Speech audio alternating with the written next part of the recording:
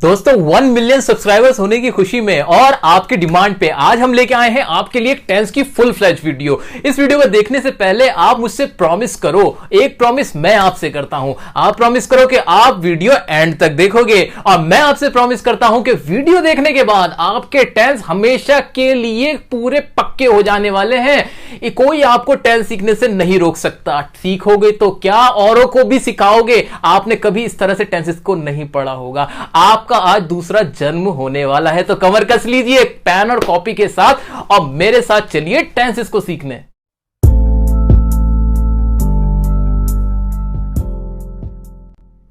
दोस्तों पहले हम समझते हैं कि टेंसेस का मतलब होता क्या है। टेंसेस ऐसे रूल्स होते हैं इंग्लिश ग्रामर के जो हमें बताते हैं कि कोई भी काम कौन से समय में हो रहा है।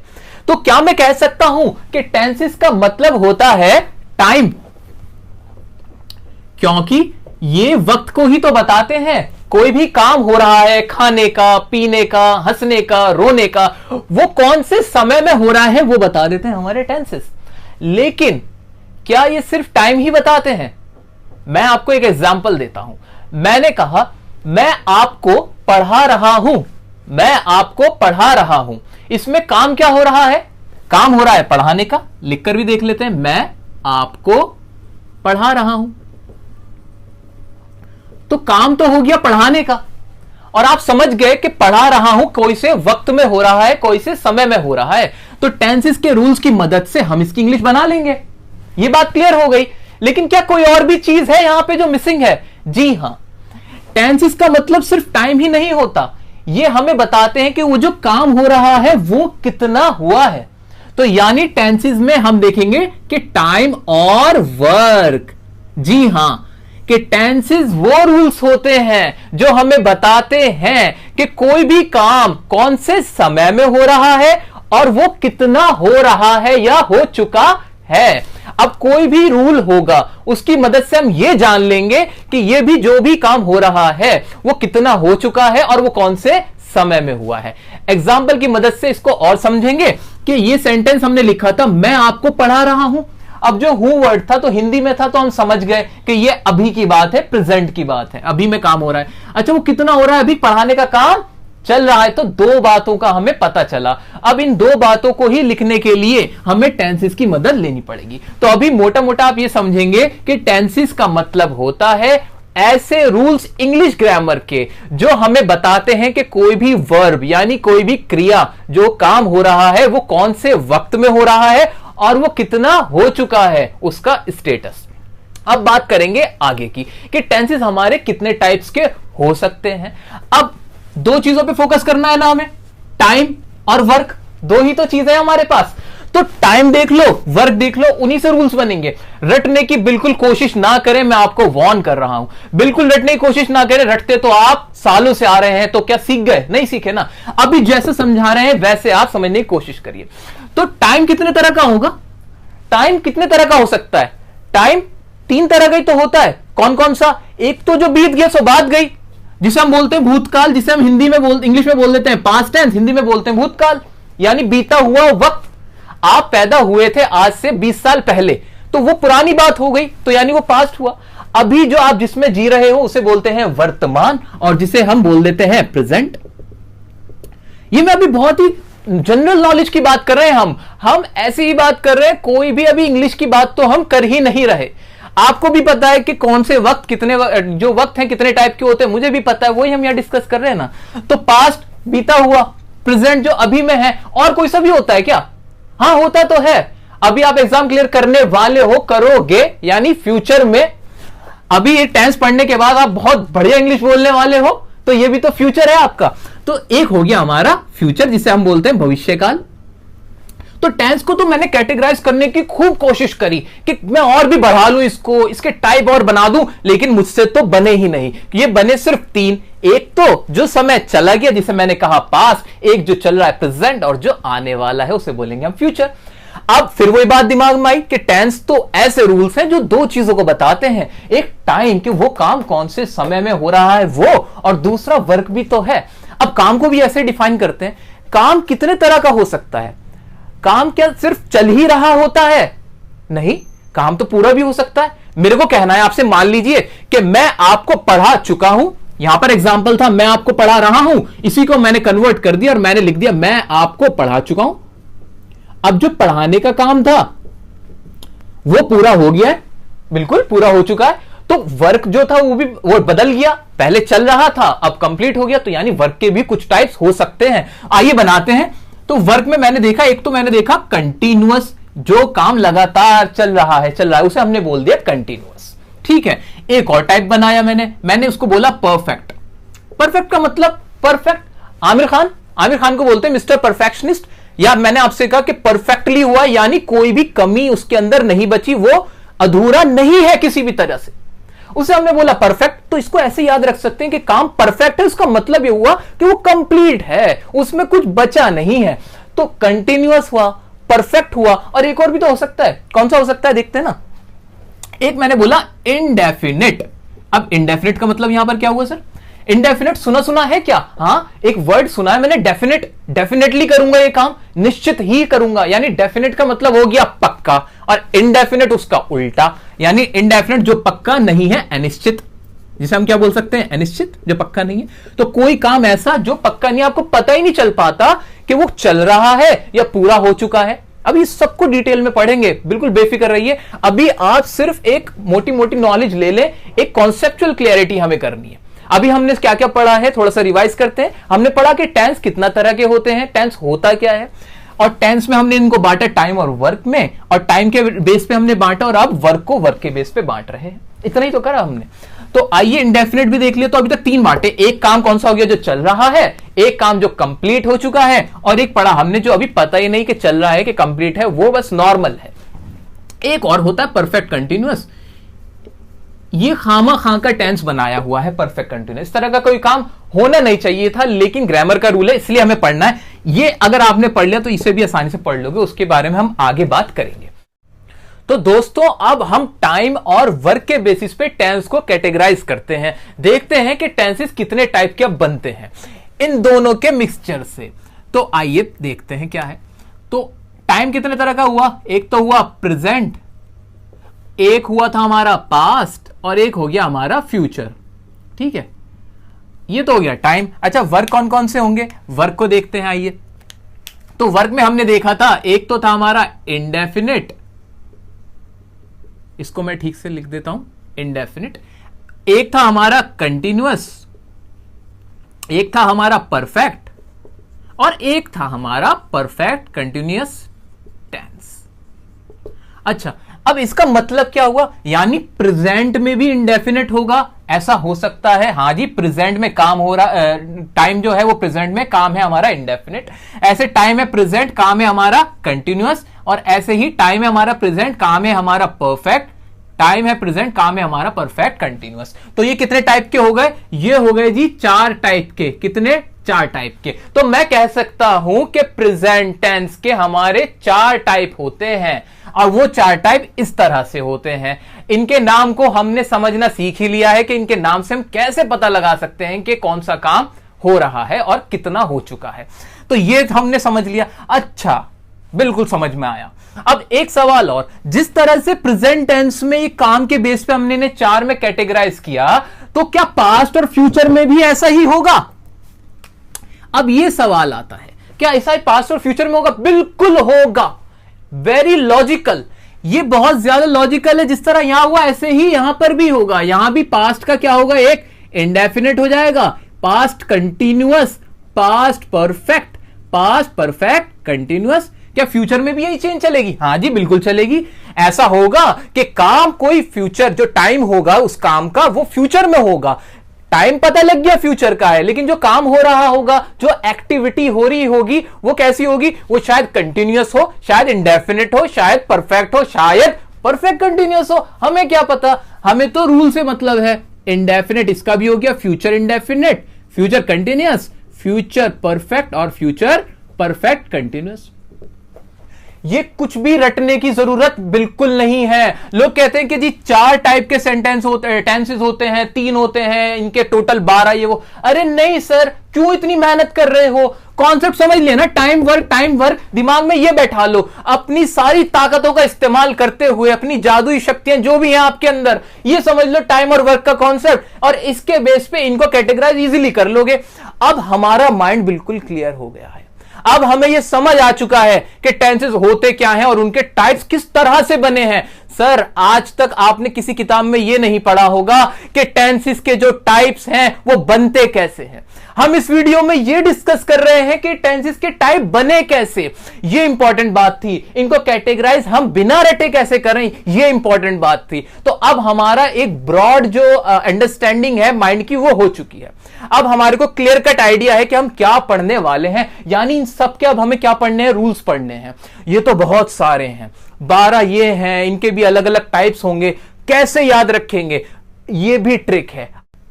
दोस्तों, अब हम वीडियो के उस पार्ट में आ गए हैं जहां मुझे आपका 100 and 200% कंसंट्रेशन चाहिए। यह कंसंट्रेशन आपको जिंदगी भर फायदा देने वाला है। यह कॉन्सेप्ट, सर ये कॉन्सेप्ट आप समझ लेंगे, सारे टेंसेस यहीं पर क्लियर होने वाले हैं। तो आइए अभी समझते हैं एक छोटी सी स्टोरी को। मैंने आपसे कहा कि आप अपने स्कूल की तरफ से किसी कंपटीशन में गए, कंपटीशन में भाग लेने आप गए हो, वहां पे और भी बहुत सारे स्कूल के बच्चे आए हुए हैं। अब इतने सारे बच्चों में आपकी पहचान कैसे हो, आप तो खो जाओगे, आपके टीचर्स परेशान हो जाएंगे। तो ऐसे में क्या करना चाहिए या क्या होता है, ऐसा करना चाहिए कि आपको मैं ना एक डिफरेंट कलर की जैकेट्स पहना देता हूं। मान लीजिए हमने क्या किया, अपने स्कूल के बच्चों को रेड कलर की जैकेट पहना दी। अब जो भी हमारे स्कूल के बच्चे हैं सब रेड जैकेट के अंदर, और जो दूसरे स्कूल के बच्चे हैं उनको हमने ग्रीन कलर की जैकेट पहना दी। एक और स्कूल के बच्चे हैं उनको हमने येलो कलर की जैकेट पहना दी। अब ये 3 कलर की जैकेट में हमारे सारे स्टूडेंट्स बैठे हुए हैं। अब हमें क्या याद रखना है, हमें तो बस ये याद रखना है ना कि हमारे स्कूल के बच्चे रेड कलर की जैकेट में है। जो भी रेड कलर की जैकेट में होगा मैं समझ जाऊंगा कि ये हमारे स्कूल का ही स्टूडेंट है। अब चाहे वो कहीं भी चला जाए, घूमे फिरे, हमें टेंशन ही नहीं है। हम तो रेड देखा, पहचान लगाई, बात खत्म। अब हमने ये तो सीख लिया कि टेंसेस जो होते हैं वो 3 टाइप के होते हैं और उनके 4 और वर्क वाले टाइप होते हैं। ये हमने सीख लिया था। टेंसेस कितने वक्त कितने तरह का होता है, काम कितने तरह के होते हैं, ये तो सब क्लियर हो गया।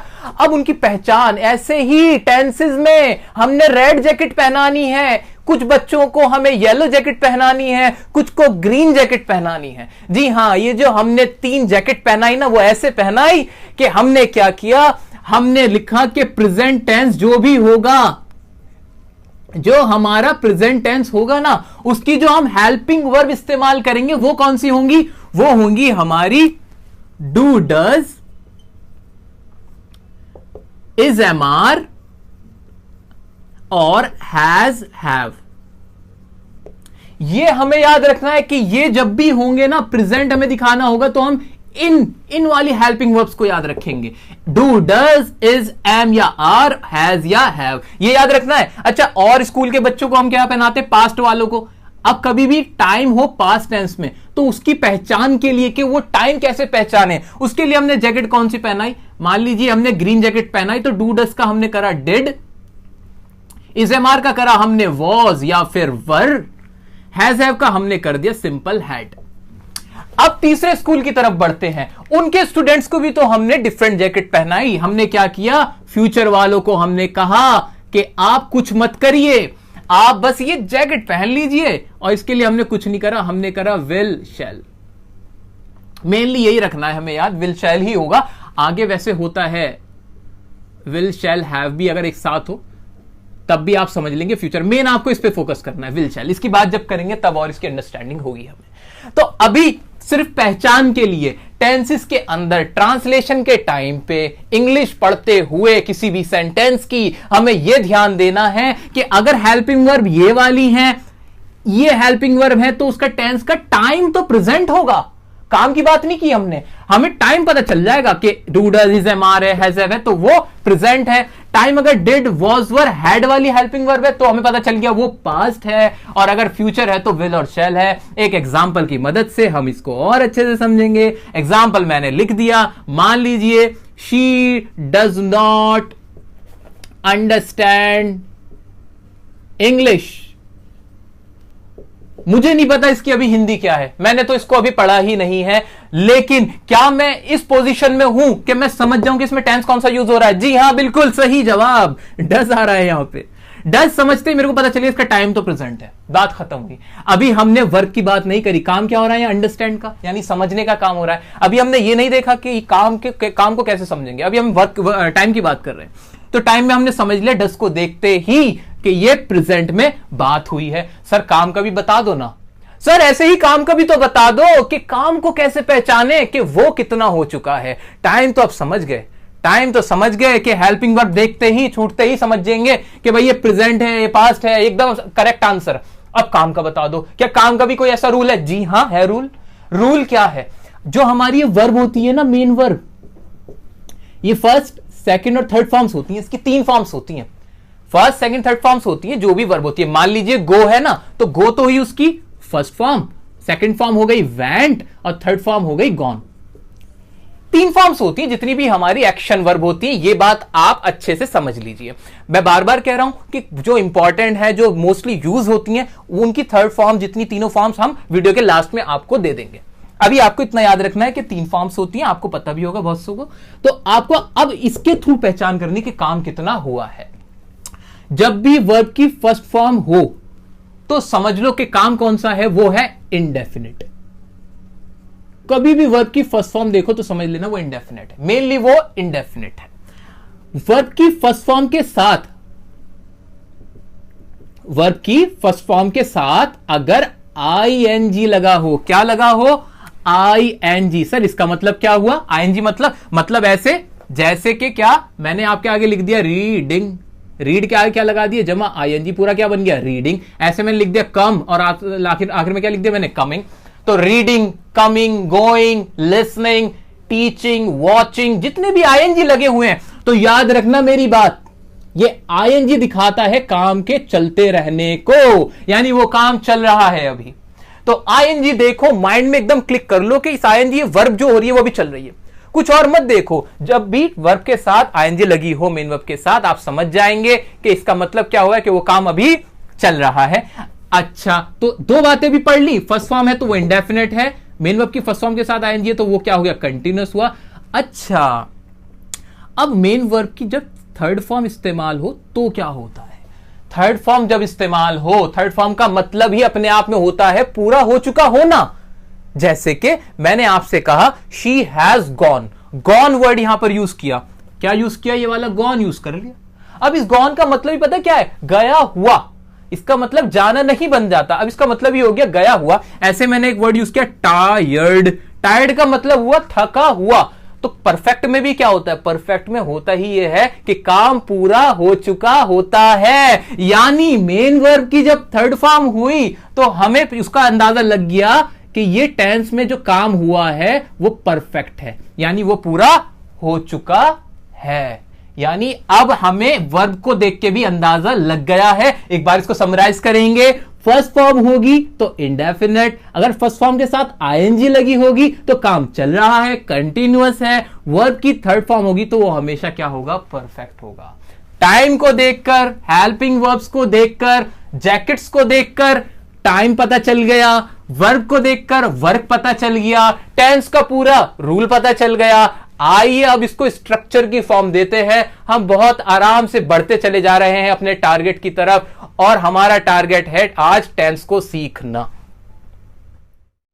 तो गाइज अब हमने बेसिक कॉन्सेप्ट्स को समझ लिया है, मेन वर्ब की कितनी फॉर्म्स होती हैं और कौन सी हेल्पिंग वर्ब्स क्या हैं, वो सब हम अब समझ चुके हैं। अब टाइम आया है प्रेजेंट इंडेफिनिट टेंस को स्टार्ट करने का।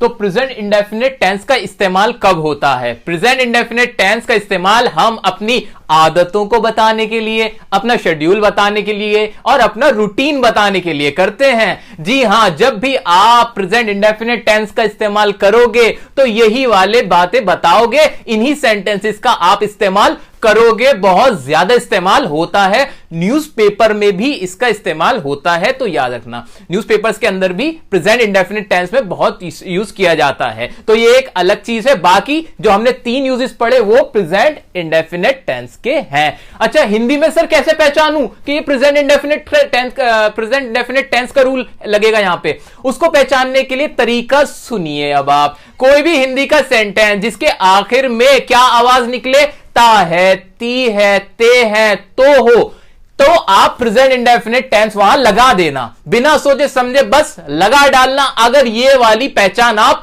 देखते हो, सेंटेंस कैसे ताहती है देखोगे, ऐसे देखना। जैसे मैंने कहा मैं स्कूल जाता हूं, जाता हूं। मेरी मम्मी खाना पकाती है, तुम वहां क्या करते हो? तुम झूठ क्यों बोलते हो? हम इंग्लिश पढ़ते हैं। तो ये हिंदी की पहचाने मैंने आपको बता दी, लेकिन इसका हमेशा इस्तेमाल मत करना। पता चला पूरी जिंदगी आप बस यही इस्तेमाल सीख के पहचान कर रहे हो। नो, ये तो अभी बेसिक्स के लिए बताया है, ये आपकी एक मदद की गई है। असली रूल तो आपको ऐसे ही याद करना है। कैसे? कि जहां आदतें होंगी, जहां पे आपको इंडेफिनेट और प्रेजेंट टाइम कौन सा होगा, प्रेजेंट का काम कैसा होगा, इंडेफिनेट का, इस तरह से आपको कॉन्सेप्ट याद करना है। ठीक है, तो आगे बढ़ते हैं। तो हमारा पहला है रूल अफर्मेटिव के लिए। अब ये सर अफर्मेटिव क्या होता है? डिफरेंट सेंटेंस हम अपनी लाइफ में बोलते हैं। जैसे कि हम वो कहते हैं कि मैं जाता हूं, मैं वहां क्रिकेट खेलता हूं। ये सारे तो हो गए अफर्मेटिव के, यानी इनमें हां में बात हुई, हां ये मैं काम करता हूं। ऐसे मैंने कहा जो मैं काम नहीं करता हूं उनके लिए क्या होगा? तो इसी बिहाफ पे, इसी बेसिस पे हमने क्या करा, सेंटेंस को कैटेगराइज कर रखा है। मेनली हम 3 कैटेगरी पढ़ने वाले हैं, एक अफर्मेटिव, एक नेगेटिव और एक इंटरोगेटिव। आपने सेंटेंस के टाइप्स पढ़े होंगे, बाकी हम यहां डिस्कस कर लेंगे। ठीक है, तो अफर्मेटिव जिसमें हम हां में बात करते हैं, जी हां ये काम हम करते हैं। आप प्रेजेंट इंडेफिनिट टेंस में ऐसे सेंटेंस जिसमें हम कहते हैं हां जी ये काम तो मैं करता हूं, ठीक है, तो उनके लिए आप कैसे इंग्लिश बनाओगे, उनकी ट्रांसलेशन कैसे करोगे, उसको समझते हैं। अफर्मेटिव किसी का भी हो, कोई भी सेंटेंस अगर अफर्मेटिव में है यानी हां में बात हो रही हो, तो सबसे पहले आप लगा देंगे सब्जेक्ट। सब्जेक्ट आ जाएगा, यानी जो काम करता है उसका नाम आ जाएगा, उसकी इंग्लिश यहां पर आ जाएगी। जैसे कि अब ये मैं है, तो मैं यहां पर क्या है, काम करने वाला है। मैं व्हाइट बोर्ड पर लिखता हूं, तो इसके लिए क्या सब्जेक्ट बना, मैं इसका सब्जेक्ट हो गया। आगे बढ़ेंगे। मेन वर्ब की कौन सी फॉर्म, रूल तो हमारे यहां लिखे हुए तो है। मेन वर्ब की कौन सी फॉर्म लगेगी, फर्स्ट कब लगेगी, जब इंडेफिनिट होगा। तो हम पढ़ ही क्या रहे हैं, प्रेजेंट इंडेफिनिट, तो मेन वर्ब की फर्स्ट फॉर्म लग गई सर। यहां पे आपको हमने रीजन भी दिया, वजह भी दी कि ये फॉर्मूला बन कैसे रहा है। रटने की कोई भी जरूरत नहीं है। अगर ये वीडियो देखने के बाद भी अगर आप रट रहे हो, तो सर ये वीडियो बनाने का हमारा जो पर्पस था वो फुलफिल नहीं हो पाएगा। मुझे पूरी उम्मीद है हमारे सब साथी इसको रटेंगे नहीं और इसको ऐसे ही समझेंगे। और वीडियो को लाइक जरूर कर देना अगर आपको ये रीजन जानने के बाद मजा आया हो तो यहां मेन वर्ब की कौन सी फॉर्म लगनी है, फर्स्ट। कौन सी लगी, हां फर्स्ट लगी, बिल्कुल कोई सोचना ही नहीं है, फर्स्ट फॉर्म लगी, ठीक है। अब एस या ईएस लगेगा, वो कब लगेगा, वो तब लगेगा। वैसे इसके बारे में तो हमने बता रखा है, हमारी एक एरर डिटेक्शन की वीडियो, उसमें हमने डिस्कस किया था कि एस या ईएस कब आएगा। अब दोबारा एक बार मैं आपको समझा देता हूं। एस या ईएस तब लगेगा मेन वर्ब की फर्स्ट फॉर्म के साथ, जब ये जो हमारा सब्जेक्ट है ना, ये जो हमारा सब्जेक्ट है वो थर्ड पर्सन हो। थर्ड पर्सन कौन सा, जिसके बारे में बात की जा रही है वो थर्ड पर्सन हो, और वो थर्ड पर्सन अगर सिंगुलर हो, अगर थर्ड पर्सन हमारा सिंगुलर हो, और उसके साथ हम क्या लगाएंगे, वो हमारा सब्जेक्ट है, तब हम लगा देंगे मेन वर्ब की फर्स्ट फॉर्म के साथ एस या ईएस। इसको एग्जांपल के साथ भी समझ लेते हैं। जैसे सेंटेंस है मेरा, कुणाल मेरे साथ रहता है। कुणाल मेरे साथ रहता है। कुणाल कौन, थर्ड पर्सन जिसके बारे में बात की गई है, यानी वो फर्स्ट पर्सन नहीं, कहने वाला नहीं, सुनने वाला नहीं, वो थर्ड पर्सन है, कोई तीसरा है। तो कुणाल थर्ड पर्सन हुआ कि नहीं हुआ, क्या वो सिंगुलर है, हां कुणाल एक व्यक्ति है, तो उसके साथ मेन वर्ब जो भी होगी हम क्या लगा देंगे, एस या ईएस लगा देंगे। अच्छा, लास्ट में फिर आ जाएगा हमारा ऑब्जेक्ट। तो हमने इसको पूरा अच्छे से समझ लिया, सब्जेक्ट, वर्ब की फर्स्ट फॉर्म, एस या ईएस और ऑब्जेक्ट। क्लियर। अब इसको एग्जांपल से समझेंगे। अफर्मेटिव हमारा खत्म हो जाएगा। फिर मैं व्हाइट बोर्ड पर लिखता हूं, सब्जेक्ट क्या, मैं की इंग्लिश क्या हो जाएगी, आई। अच्छा, आई के साथ एस या ईएस लगा दूं, क्या लगाऊंगा, क्या दिमाग में सोचो, सब्जेक्ट सोचते ही एस ईएस का दिमाग में ख्याल आना चाहिए। आई तो ऐसा लग रहा है सिंगुलर, अरे नहीं, मुझे मतलब ही नहीं है कि सिंगुलर है कि प्लूरल, मुझे देखना है थर्ड पर्सन है कि नहीं। पहले तो ये देखो ना कि थर्ड पर्सन है कि नहीं। नहीं जी, ये थर्ड पर्सन नहीं है, ये तो फर्स्ट पर्सन है, इसलिए एस या ईएस का कोई क्वेश्चन ही नहीं बनता, SES नहीं लगाएंगे। ओहो मजा आया, ठीक है कोई दिक्कत नहीं। आगे बढ़ूंगा मैं। मेन वर्ब की फर्स्ट फॉर्म आनी है। मेन वर्ब क्या है इसमें? मैं व्हाइट बोर्ड पर लिखता हूं। लिखना, लिखने की इंग्लिश क्या होती है? राइट। तो यहां हम क्या लिख देंगे? राइट। हम भी राइट कर देंगे, ठीक है। आई राइट, और ऑब्जेक्ट क्या है इसमें? किसके ऊपर लिखा जा रहा है? व्हाइट बोर्ड पर। तो मैं लिखूंगा आई राइट ऑन, और हमारा क्या आ जाएगा? White board. मैंने कोई भी सेंटेंस रटने की कोशिश ही नहीं करी, मैंने बस रूल देखा और कर लिया। अच्छा हिंदी से भी समझ लो जरा इसको। मैं व्हाइट बोर्ड पर लिखता हूं, ये क्या मेरे शेड्यूल है? शायद मेरा शेड्यूल हो सकता है। मेरी आदत है? हां मेरी आदत हो सकती है। मेरा रूटीन है? हां जी हो सकता है। तो ये वाला प्रेजेंट इंडेफिनिट इंग्लिश वाले जो हमने पहचान बनाई थी उससे प्रूव हुआ। अब देखो क्या हिंदी वाली पहचान, एक और पहचान तो थी, आखिर में ताहू आ रहा है, ये तो रहा ताहू। हां मैं व्हाइट बोर्ड पर लिखता हूं आया, ताहू कोई भी आएगा तो वो क्या होगा? प्रेजेंट इंडेफिनिट होगा। तो हमने दोनों तरीके से समझ ली सर ये वाली बात, और रूल तो हमें पता ही है। आओ दूसरे एग्जांपल पे। तुम उसे जानते हो। अब ते हो माइंड में आते ही समझ में आ गया क्या ये प्रेजेंट इंडेफिनिट है। तुम उसे जानते हो यानी ये हमारा हुआ प्रेजेंट इंडेफिनिट। इसको भी बनाएं, जल्दी से बनाते हैं। आइए सब्जेक्ट जल्दी बनाओ। तो तुम की इंग्लिश क्या हो जाएगी? तुम की इंग्लिश होगी हमारी यू। वर्ब क्या है? वर्ब आएगी ना, मेन वर्ब क्या है? उसे जानते। जानने की इंग्लिश क्या होती है? नो। अच्छा SEIS लगा दूं? लगा दें क्या हम यहां SEIS? नहीं लगाएंगे सर, क्योंकि ये तो थर्ड पर्सन है ही नहीं, ये तो सेकंड पर्सन है। अच्छा बहुत अच्छी बात। यू नो, और उसे की इंग्लिश क्या हो जाएगी? उसे की इंग्लिश हो जाएगी हिम या हर। डिपेंड करता है, अगर लड़के के बारे में बात हुई है तो हिम, लड़की के बारे में हुई है तो हर। अगले एग्जांपल पे आ सकते हैं अब हम। कुणाल मेरे साथ रहता है, इसको हमने पहले पढ़ ही लिया है, तो कुणाल के साथ हमें पता है SEIS लगेगा। वर्ब क्या है इसके अंदर? रहता। रहने की इंग्लिश क्या होती है? लिव। S लगेगा? बिल्कुल लगेगा। Kunal lives with me.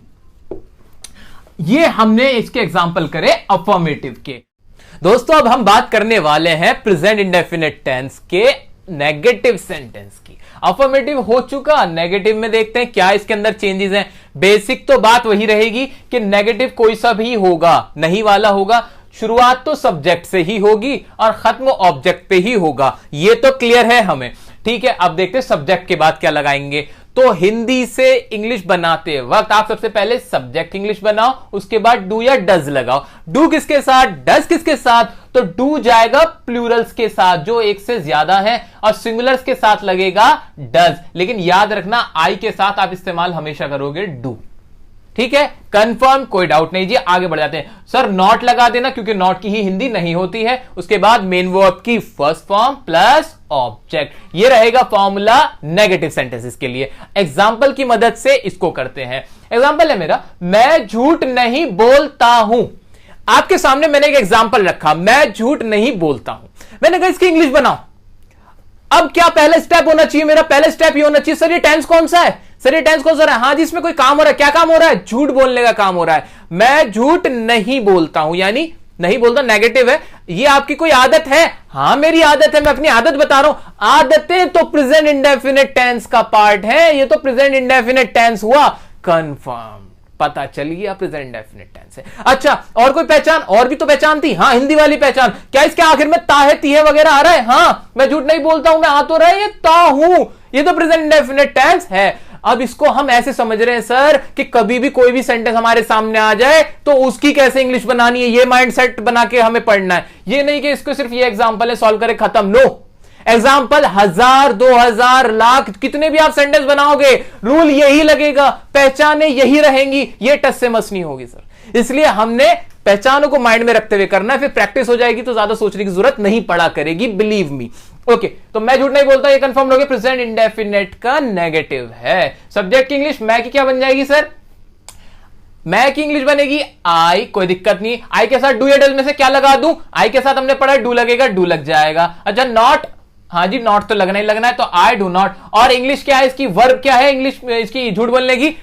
Tell a लाई होती है, तो क्या लिखेंगे हम? I do not tell a lie. तो इसकी इंग्लिश हमने बना दी I do not tell a lie, मैं झूठ नहीं बोलता हूं। अगला क्या है? तुम दवाई नहीं लेते हो। इसके लिए सब्जेक्ट क्या होगा? सब्जेक्ट की इंग्लिश हम बनाएंगे तुम की इंग्लिश क्या हो जाएगी? यू। उसके बाद डू या डज आएगा। तुम क्या होता है हमारा? प्लूरल होता है, प्लूरल्स के साथ हम क्या लगा देते हैं? डू। डू आ जाएगा, नॉट भी सबके साथ आ जाएगा। यू डू नॉट, वर्ब क्या है इसमें, लेना, लेने की इंग्लिश हो जाएगी take. You do not take, दवाई को बोलते हैं मेडिसिन, तो you do not take medicine. ठीक है, ओके। अगला है हमारा, वह कोशिश नहीं करती है। इसमें सब्जेक्ट क्या हमारा, शी, लड़की के लिए शी आता है। डू या डज, सिंगुलर्स के साथ लग जाएगा डज। डज नॉट, कोशिश करने की पूरी इंग्लिश होती है try. She does not try. ये हमने नेगेटिव समझे, फॉर्मूला समझा। सर याद रखें, हमने जो भी ये सेंटेंसेस करे हैं फॉर्मूले की मदद से करे हैं, और ये फॉर्मूला कैसे बना ये भी आज हमें पता है। आपको पता चल रहा है एक एक रीजन के टेंसेस के कौन सा स्ट्रक्चर कैसे बन रहा है, तो इसमें रटने वाली बात नहीं है। यह वीडियो देखने के बाद आपको इतनी नॉलेज हो जानी चाहिए कि आप दूसरे को भी पढ़ा सको। गाइस, ये टाइम आ गया है इंटरोगेटिव सेंटेंस का, सवालों को पूछने का। जी हां, वो वाले सेंटेंस जिसमें हम सवाल पूछते हैं उनकी इंग्लिश कैसे बनानी है वो देख लेते हैं। तो डू या डज यानी हेल्पिंग वर्ब सबसे पहले रख दो। अच्छा, नोटिस करना, बहुत इंपॉर्टेंट बात कहीं लिख लो क्या, कि कभी भी इंटरोगेटिव सेंटेंस जो होगा ना तो उसकी शुरुआत हेल्पिंग वर्ब से ही होगी। तो याद रखना है हमें कि उसकी शुरुआत हेल्पिंग वर्ब से होगी। जो भी टेंस होगा उसकी हेल्पिंग वर्ब सबसे पहले आएगी। ठीक है, तो इसकी हेल्पिंग वर्ब डू या डज थी, तो डू या डज आ गया। डज किसके साथ, डू किसके साथ, वही नेगेटिव वाला रूल जो हमने नेगेटिव सेंटेंस में रूल पढ़ा है ना, वही लगेगा। सिंगुलर्स के साथ डज, प्लूरल्स के साथ डू, और आई के साथ भी डू आएगा। सब्जेक्ट रखेंगे, फिर मेन वर्ब की फर्स्ट फॉर्म प्लस ऑब्जेक्ट। ठीक है, सब अब एग्जांपल्स हैं, एग्जांपल से हम सेंटेंस को बनाते हैं। क्या तुम खेलते हो, इसमें एक सवाल पूछा, क्या तुम खेलते हो, उसकी इंग्लिश बनाते हैं जल्दी से। डू या डज में से क्या आ जाएगा, सब्जेक्ट देखो, तुम क्या होता है, प्लूरल। प्लूरल के साथ क्या लगा दूं, डू, तो लगा दूंगा डू, तो डू, और उसके बाद क्या, सब्जेक्ट क्या है, यू, खेलने की इंग्लिश प्ले, फर्स्ट फॉर्म रहेगी क्वेश्चन मार्क, खत्म। अच्छा, ये लगाना मत भूलना, मार्क ऑफ इंटरोगेशन कहते हैं इसे, ये भी पढ़ा जाता है सर, तो इसको मार्क ऑफ इंटरोगेशन को लगाना ना भूले लिखते हुए। ठीक है, अच्छा, क्या तुम वहां रहते हो, इसमें भी तो एक सवाल था। अच्छा चलो, छोटा सा एक और मजा करते हैं इसमें, क्या, शुरू से चलते हैं। क्या ये प्रेजेंट इंडेफिनिट टेंस कैसे है ये देख लेते हैं। ते हो लास्ट में आ रहा है, हाँ आ रहा है। क्या ये एक आदत है, आपसे पूछा जा रहा है वहां रहते हो, रहने का काम करते हो जी, हाँ शेड्यूल है आपका वहीं पर रहने का, जी हाँ मेरी हैबिट है, मैं वहीं रहता हूं। ठीक है, आपने एक बात बता दी अपने बारे में, तो प्रेजेंट इंडेफिनिट टेंस प्रूव हो गया। ये सोचते हुए चलना है हमेशा। आपको कोई भी सेंटेंस देखो कि वो प्रेजेंट इंडेफिनिट है तो कैसे है, कंटिन्यूस है तो कैसे। इंग्लिश बनाते हैं, यहां भी क्या आएगा, डू आएगा। क्यों आएगा आपको पता है, क्योंकि तुम के साथ डू आएगा। डू हमारा आ गया, फिर वर्ब क्या है, डू यू लिव, और वहां के लिए क्या आ जाएगा, there. Do you live there, क्या तुम वहां रहते हो। अगला है हमारा सेंटेंस, क्या वह तुम्हें पढ़ाता है। अब ये भी ता है लास्ट में आया, हैबिट पूछी गई, हाँ तो ये क्या है, प्रेजेंट इंडेफिनिट टेंस। बार बार सर मैं इसलिए रिपीट कर रहा हूं ताकि आपके माइंड में बैठ जाए, इसलिए आप भी रिपीट करो, कभी भी सेंटेंस पढ़ो इसी तरह प्रैक्टिस करो। पहले पूछो क्या वो वाले टेंस है कि नहीं, जो टेंस आप पढ़ रहे हो उसको देखो। यही फॉर्मूला, यही स्ट्रेटेजी आप यूज करोगे तो ही दूसरे को पढ़ा पाओगे। ठीक है, अब क्या वह तुम्हें पढ़ाता है, क्या की इंग्लिश क्या आ जाएगी, डज। अच्छा, डज क्यों लगाया मैंने, अरे सर सब्जेक्ट ना सिंगुलर था, सब्जेक्ट सिंगुलर था, सिंगुलर के साथ डज लगता है, मैंने भी डज लगा दिया, बहुत सही किया आपने, डज आ गया। उसके बाद ही आ जाएगा, या लड़का है ना पढ़ाता है तो लड़के के लिए ही आ गया, डज ही। पढ़ाने के लिए क्या हो जाएगी, टीच, और तुम्हें के लिए क्या आ जाएगी, you. Does he teach you. Sir ये हमारे हुए इंटरोगेटिव सेंटेंस खत्म। सर नीचे भी आपने कुछ लिखा हुआ डबल इंटरोगेटिव, सर ये क्या है, सर ये ज्यादा इस्तेमाल होता है, इससे ज्यादा तो ये इस्तेमाल होता है, इसको समझ लो डबल इंटरोगेटिव सेंटेंस क्या होता है। डबल इंटरोगेटिव सेंटेंस और इंटरोगेटिव सेंटेंस में फर्क क्या है, अंतर क्या है वो देखते हैं। तो अंतर ये होता है, सवाल तो पूछते हैं हम, दोनों ही इंटरोगेटिव हैं, लेकिन सवाल जो हम पूछते हैं तो कुछ सवाल ऐसे होते हैं जिनका जवाब यस या नो में होता है।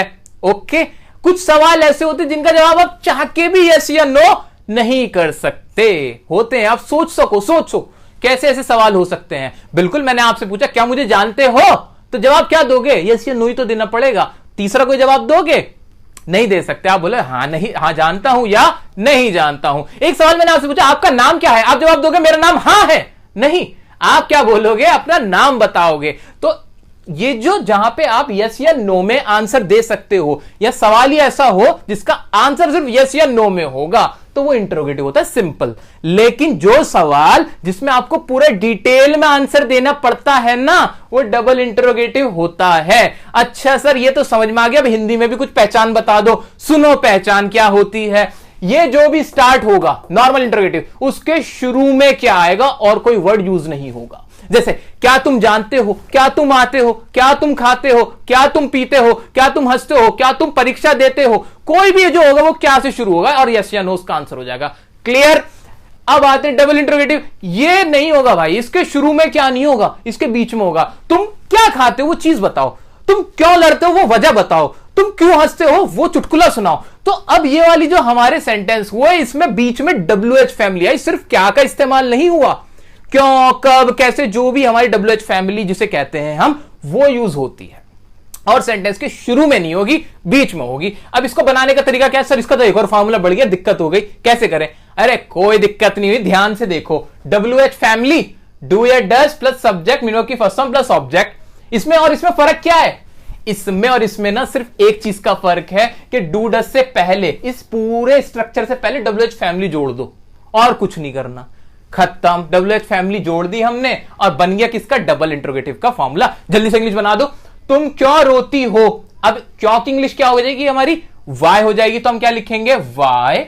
अच्छा, डू या डज, तुम क्या होता है? प्लूरल, प्लूरल के साथ मैंने लगा दिया डू, और फिर सब्जेक्ट आया वाई डू यू, रोने को बोलते हैं cry, why do you cry. तुम क्यों रोते हो? रोया मत करो। वह क्या कहता है? शुरू में क्या आया ना सर, हाँ या ना में जवाब दे सकते नहीं, पूरी डिटेल बतानी पड़ेगी, क्या बात कही उसने कान में आके। तो लिखते हैं वह क्या कहता है, इंग्लिश क्या हो जाएगी? व्हाट। क्या की इंग्लिश बनी? व्हाट। अच्छा, डू या डज क्या आएगा? डज आएगा। क्यों आएगा? सिंगुलर है, आप समझ चुके हो। व्हाट डज ही, और कहने की इंग्लिश होती है हमारी से। व्हाट डज ही से। हम कहां जाते हैं? अच्छा, सब में देखो, देखो ती है, ता है, ते हैं, सब देखो, दिमाग में वजह ढूंढते रहो कि प्रेजेंट डेफिनेट क्यों है। हम कहां जाते, कहां की इंग्लिश क्या हो जाएगी? वेयर। सर राइटिंग ना इतनी अच्छी आ रही है कि मुझे कुछ समझ नहीं आ रहा, इसलिए थोड़ा सा मैं यहां से लिखूंगा वेयर। और हम की क्या आएगी इंग्लिश? डू हो जाएगी यहां पे, क्योंकि हम प्लूरल है इसलिए डू होगी। वेयर डू वी, और जाने की इंग्लिश क्या हो जाएगी? Go. Where do we go, where do we go, हम कहां जाते हैं। तो ये खत्म हुए हमारा प्रेजेंट इंडेफिनिट के सारे इंटरोगेटिव, डबल इंटरोगेटिव, जो भी इसका अगला पिछला था, सारा हमने अच्छे से समझ लिया है। अब कोई भी सेंटेंस, पूरी दुनिया में कोई भी सेंटेंस जो आपके माइंड में आ सकता है, अगर वो प्रेजेंट इंडेफिनिट है, तो आपको उसकी इंग्लिश बनाने से कोई नहीं रोक सकता। सब समझ लिया है हमने। ओके, तो अब बात करेंगे प्रेजेंट कंटिन्यूअस टेंस की। दोस्तों, हम टेंस पढ़ रहे हैं, और गाइस अब हम प्रेजेंट कंटिन्यूअस टेंस पढ़ रहे हैं। मैं आपसे बात कर रहा हूं, आप मुझे देख रहे हो। सर ये क्या कह रहे हो? जी हां, ये रहे हो, रही हो, रहे हो, ये जितने भी हैं, ये बता रहे हैं कि प्रेजेंट में कोई काम चल रहा है। और प्रेजेंट में जब भी कोई काम चल रहा हो, या मैं कह सकता हूं कि काम जब भी चल रहा हो, तो आपको करनी है दिल की बात। वो कैसे होगी जी? वो ऐसे होगी कि आप जब भी कंटिन्यूअस देखो, कोई भी टेंस हो, प्रेजेंट का, पास्ट का, फ्यूचर का, अगर वो चल रहा है, काम को चलते हुए दिखाने के लिए, तो हम क्या करते हैं? मेन वर्ब की फॉर्म लगाते हैं फर्स्ट, और उसके साथ लगा देते हैं आईएनजी, क्योंकि वो होती है उस सेंटेंस की दिल की धड़कन। अगर आप आईएनजी नहीं लगा रहे हो तो आप उसकी धड़कन रोक दोगे। तो याद रखना, अगर कंटिन्यूटी होगी तो हम लगाएंगे आईएनजी। एग्जांपल्स के साथ आप समझेंगे स्ट्रक्चर्स को। तो अफर्मेटिव अगर हो, प्रेजेंट कंटिन्यूअस टेंस का अगर अफर्मेटिव हो, तो हमें क्या करना है वो देखते हैं। अच्छा, एक हिंदी में रटने वाली पहचान तो आप वही कर सकते हो कि आखिर में आवाज आएगी रहा है, रही है, रहे हैं, हम पहले ही समझ चुके हैं। और वैसे समझने के लिए ये देख लो कि कोई भी अगर प्रेजेंट में काम चल रहा हो तो उसमें आप ये रूल लगाओगे। सिंपल है, इसके अंदर ज्यादा लंबी चौड़ी बातें नहीं है। तो सबसे पहले अफर्मेटिव का बनाते वक्त सब्जेक्ट ही रखेंगे, हम जानते हैं। उसके बाद हेल्पिंग वर्ब आएगी। अच्छा, इंडेफिनिट में याद करो, देखो उसमें थोड़ा फर्क था। प्रेजेंट इंडेफिनिट के अफर्मेटिव में हेल्पिंग वर्ब नहीं आती। प्रेजेंट इंडेफिनिट के अफर्मेटिव और पास्ट इंडेफिनिट के अफर्मेटिव को छोड़ के अफर्मेटिव किसी का भी होगा तो ऐसे ही होगा, सब्जेक्ट और उसके बाद आएगी उसकी हेल्पिंग वर्ब। चलिए ये तो एडवांस बात थी, अभी हम आ जाते हैं बेसिक्स पे। सब्जेक्ट, उसके बाद रखेंगे इज एम आर, उसकी हेल्पिंग वर्ब, फिर लगाएंगे ये दिल की धड़कन, मेन वर्ब की फर्स्ट फॉर्म प्लस आईएनजी। ठीक है, तो इसको मैं यहां इससे जोड़ देता हूं ताकि आप थोड़ा सा समझ पाओ। ठीक है, तो यहां ये आ जाएगा मेन वर्ब की फर्स्ट फॉर्म प्लस आईएनजी, और उसके बाद सबके आखिर में ही आता है ऑब्जेक्ट। ठीक है, तो ये तो अफर्मेटिव का था। जल्दी से इसके एग्जांपल करके इसको भी हम सीख लेते हैं। अच्छा, मैं आ रहा हूं, मैं अभी प्रेजेंट में टाइम में अभी आ रहा हूं, तो इसके लिए क्या स्ट्रक्चर लगाऊं? सिंपल है, सब्जेक्ट रखूं, मैं का क्या बनाऊंगा? मैं का हो जाएगा आई के साथ हमने पढ़ा के एम आ जाएगा, और इसके अंदर वर्ब क्या है? कम, और साथ में क्या लगेगा? I N G, I am coming. अच्छा, ये तो छोटा सा सेंटेंस था। अब मेरी दिक्कत ये है, मैं आपको बहुत लंबे लंबे सेंटेंस यहां अभी नहीं करा सकता। फिर आप पूछोगे सर यहाँ टू कैसा आया, या यहां ये कैसा आया, वो कैसे आया, और आप उसमें फंस जाओगे। तो अब ये छोटे जरूर करा रहे हैं हम, लेकिन आपको याद रखना है सेंटेंस कितना ही बड़ा हो, रूल यही लगेगा। तो शॉर्ट में समझते हैं हम। अब जैसे आई एम कमिंग था, अगर मैं बोलूं कि मैं दिल्ली से आ रहा हूं, तो मैं ये भी कर सकता हूं आई एम कमिंग फ्रॉम दिल्ली। जब मैं घर से आ रहा हूं, आई एम कमिंग फ्रॉम होम। अगर मैं स्कूल से आ रहा हूं, तो कोई भी अकॉर्डिंगली आप चेंज कर सकते हो। लास्ट में क्या आ रहा है वो मैटर नहीं करता, वो हमारा ऑब्जेक्ट है, एज इट इज उसकी इंग्लिश बना देना। ठीक है, रूल यही रहेगा आपका। अगला है हमारा, वह एग्जाम की तैयारी कर रही है। बड़ा अच्छा सेंटेंस है, प्रैक्टिकल सेंटेंस है, इसको बनाते हैं। आओ जल्दी से। रही है लास्ट में आया, प्रेजेंट कंटिन्यूअस है, लगाओ फॉर्मूला सब्जेक्ट। वह की इंग्लिश क्या हो जाएगी? ही लिख दूं? हाँ जी, ही लिख दो। अरे क्यों लिख दूं, लड़की है, शी लिख दो। तो शी हो गया, शी के साथ इज लगा दूं? लगा दो, सिंगुलर्स के साथ इज आता है। अच्छा, उसके बाद वर्ब क्या इसके अंदर? तैयारी करना, एग्जाम की तैयारी करना, उसके लिए आ जाएगा प्रिपेयरिंग। ठीक है, शी इज प्रिपेयरिंग, आईएनजी लगाए, दिल की धड़कन, मैं दिल बना देता हूं ताकि याद रहे आपको इन सबके आगे। She is preparing for exam. ठीक है,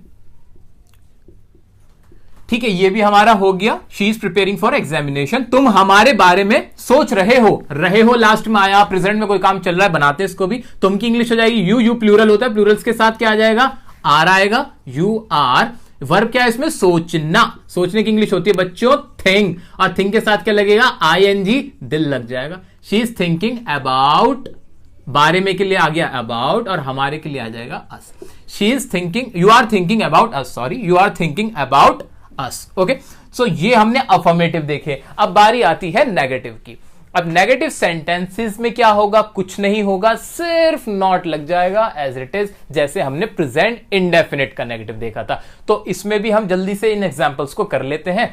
स्ट्रक्चर देख लीजिए, subject plus is am are plus not, main verb की first form ING plus object. तुम्हारा भाई तुम्हें नहीं बुला रहा है। तुम्हारा भाई इसमें क्या है? सब्जेक्ट, तो लिखते हैं योर ब्रदर। अब ब्रदर सिंगुलर है कि प्लूरल है? भाई योर ब्रदर, तुम्हारा भाई एक है जी, तो लिख दूंगा is. Your brother is not, verb क्या होगी इसके साथ? बुलाने को बोलते हैं कॉल, लग जाएगा ING. Your brother is not calling you, इसकी इंग्लिश ये बनी। अगला एग्जांपल है, मैं तुम्हारे साथ नहीं आ रहा हूं, तो आई एम, आई के साथ एम लगाया, नॉट सबके साथ लग नहीं है, वर्ब है कम, और साथ में क्या लगा? ING. I am not coming, और साथ के लिए आ गया with you. I am not coming with you. वह मुझे नहीं समझ रहा है। अब इसके लिए क्या आ जाएगा? समझने के लिए ही इज नॉट गेटिंग, और मुझे के लिए आ गया me. He is not getting me. तो ये हमने अभी अफर्मेटिव देखा, नेगेटिव देखा, अब देखेंगे इंटरोगेटिव।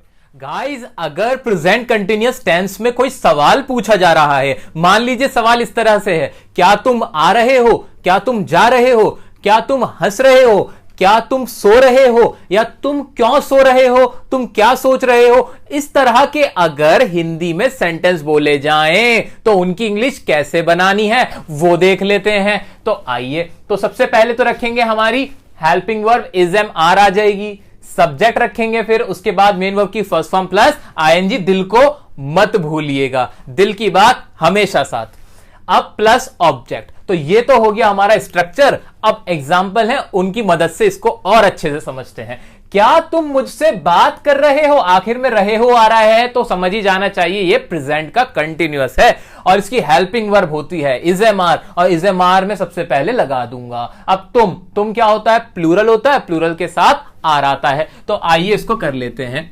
क्या तुम मुझसे बात कर रहे हो? सबसे पहले लगा दिया आर, उसके बाद आया सब्जेक्ट आर यू, और बात करने की इंग्लिश ही होती है टॉक, और साथ में लग जाएगा ING. Are you talking to me? तो ये बनी इसकी English, are you talking to me. Next है हमारा, क्या वह अपने घर जा रही है? इसमें वह को देख के दिमाग में आया, वह होता है सिंगुलर, सिंगुलर के साथ लगा दूंगा मैं इज शी गोइंग टू, उसके घर के लिए क्या आ जाएगा? Her home. अपना घर यानी उसका घर, is she going to her home, ये भी हो गया। अगला है हमारा, क्या तुम अपना बर्थडे मना रहे हो? पूछ रहे हैं भाई बर्थडे मना रहे हो कि नहीं, तो क्या आ जाएगा? आर यू, मनाना कोई त्योहार मनाना हो, बर्थडे मनाना, उसके लिए आता है celebrate. Are you celebrating your birthday? तो ये तो हमने कुछ एग्जांपल्स देखे। बाकी दुनिया का कोई भी सेंटेंस आप बनाना चाहो किसी भी वर्ब का इस्तेमाल करते हुए, प्रेजेंट कंटीन्यूअस टेंस के रूल यही रहेंगे, आपका आंसर अकॉर्डिंगली यही रहेगा। घबराने की जरूरत बिल्कुल नहीं है। ये जो स्ट्रक्चर हम करवा रहे हैं उसको आप कहीं नोट कर लो और बहुत साफ साफ नोट करके उसे लिख लो। फिलहाल इतना कर लो, जब ये सारे आप स्ट्रक्चर्स नोट कर लोगे तो उसके बाद जब इन्हें कभी भी लेके बैठोगे ना, आप कुछ चुटकियों में समझ जाओगे, आपकी रिवीजन खुद हो जाने वाली है।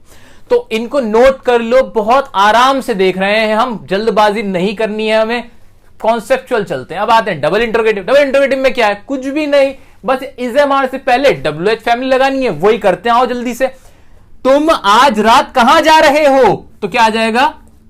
वेयर। कहां की इंग्लिश हुई? वेयर। और फिर वही बाकी का तो ये ऊपर वाला ही आ जाएगा, वेयर। इज एम आर में से लगाया are, where are you going, और आज रात के लिए आ गया टुनाइट। मैं तो कहीं नहीं जा रहा आज रात।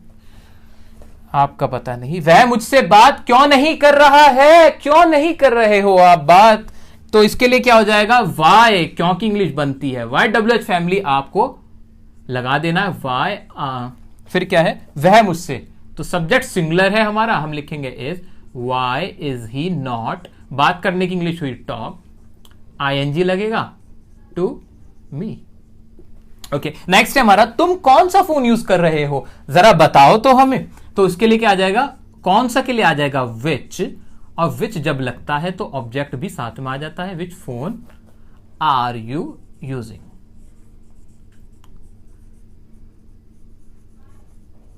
तो ये हमने देखे कुछ एग्जांपल्स इसके इंटरोगेटिव और डबल इंटरोगेटिव, और बहुत बहुत मुबारक हो आपको, आपका प्रेजेंट कंटीन्यूअस टेंस भी with reasons, with answers complete हो चुका है। Guys, it's time to learn present perfect tense, यानी काम प्रेजेंट में है और वो परफेक्ट हो गया।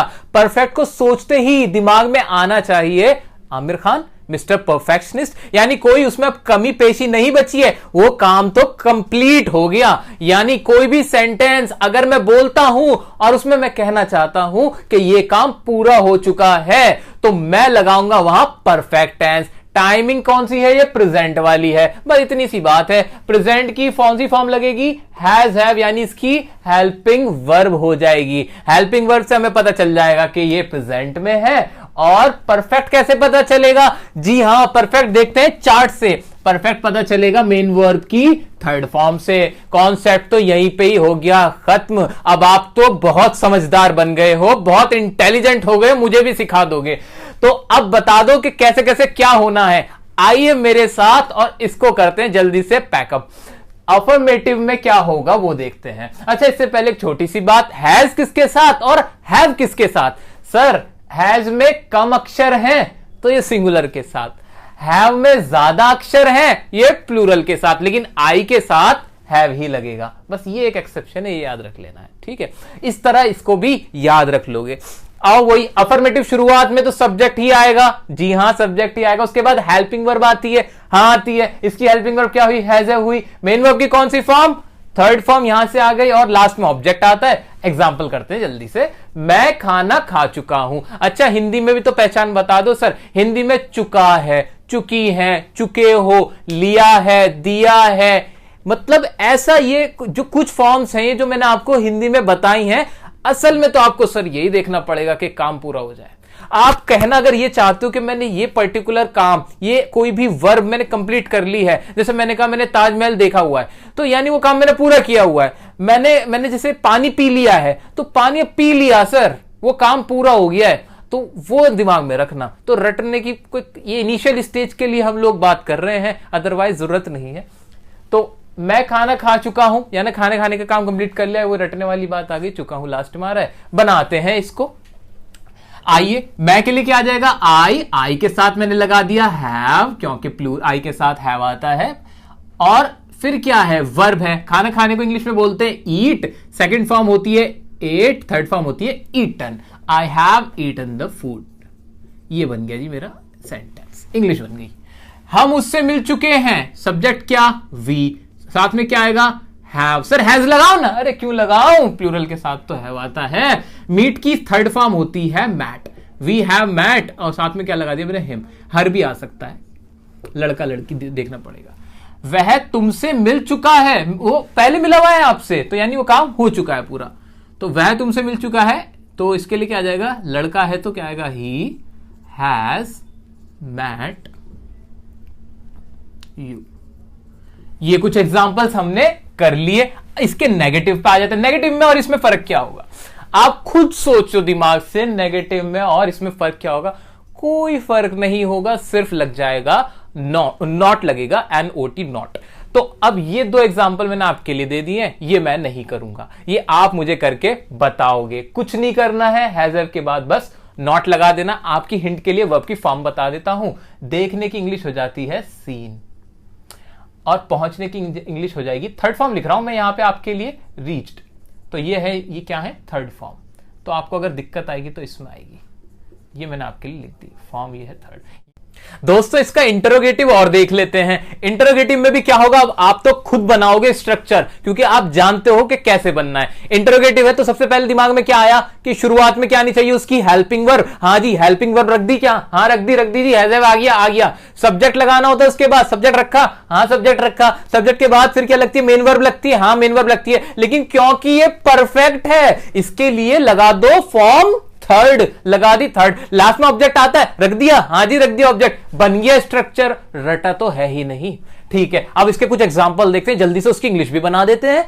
एग्जांपल क्या है, क्या तुम मैच जीत चुके हो, क्या तुम मैच जीत चुके हो, यानी मैच जीतने का काम खत्म हो गया है। तो बनाएंगे इसकी। तो सबसे पहले तो सब्जेक्ट क्या है, यू, इसके लिए क्या आ जाएगा, हैव, फिर आ जाएगा सब्जेक्ट, और जीतने की इंग्लिश होती है विन, वॉन, तो हैव यू वॉन, और लास्ट में क्या आ जाएगा, object, have you won the match. अच्छा, अगला एग्जांपल है, क्या तुमने काम कर लिया है, जो आप काम कर रहे थे, जो काम करते हो, वो काम क्या आपने पूरा कर लिया है, प्रेजेंट में पहले से चल रहा था और आपने फिनिश कर लिया है।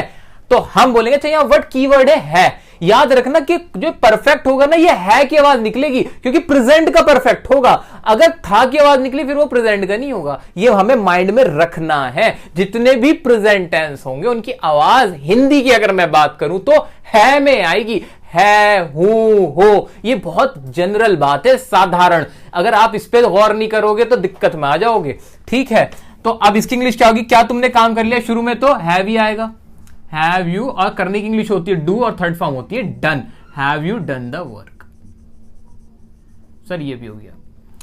अब कोई भी एग्जांपल आपकी मर्जी से आप उसकी हिंदी लिखो और इंग्लिश बना दो, कोई टेंशन वाली बात ही नहीं है। अच्छा, इसके डबल इंटरोगेटिव होंगे, बिल्कुल होंगे, क्यों नहीं होंगे।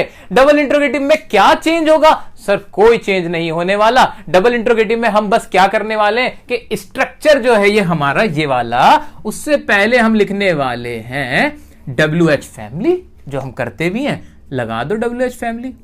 अच्छा, अपनी कॉपीज में आप अलग अलग ही लिखना, ये तो मैंने अपनी सुविधा के लिए, यहां थोड़ा सा मैं सेल्फिश हो रहा हूं, अपनी सुविधा के लिए कि दोबारा ना लिखना पड़े, मैं यहां से इसको रब करके लिख रहा हूं, आप अलग अलग लिखोगे। अच्छा, और एग्जांपल में क्या हो जाएगा, शुरू में क्या नहीं आएगा और क्या कहां पर आएगा, क्या तुम मैच जीत चुके हो, हम कह देंगे तुम कब, हमने इसको बना दिया कब, तुम कब मैच जीत चुके हो। क्या तुमने काम कर लिया को हमने कह दिया तुमने काम कैसे कर लिया है। ये तो मैंने अपने अकॉर्डिंग सेंटेंस बनाया, आप भी अपनी मर्जी का कोई भी सेंटेंस, जी हां, रूल लगाओ और बना लो ना। अब तो आप मालिक हो गए, आप राजा बन गए हो, आपको सब पता चल गया है कि कैसे करना है। अब इंग्लिश में डर नहीं लगना चाहिए, बिल्कुल नहीं। अब तो पढ़ा सकते हो। तुमने अब ये बनाया हमने, तुमने काम कैसे कर लिया। अब इसकी इंग्लिश में क्या फर्क आ जाएगा, कोई फर्क आएगा? देखो जादू, जादू कुछ नहीं करूंगा मैं क्या कर दूंगा, कब की इंग्लिश क्या होती है, वैन। मैंने इसके आगे बस वैन जोड़ दिया। चलो लो साफ साफ लिख देते हैं, यहां पे लिख देंगे वैन, बस। जादू, इसमें क्या करूंगा, पूरा मिटाऊं? मैं तो नहीं मिटा रहा। तुमने काम कैसे कर लिया को मैं कर दूंगा हाउ, बस।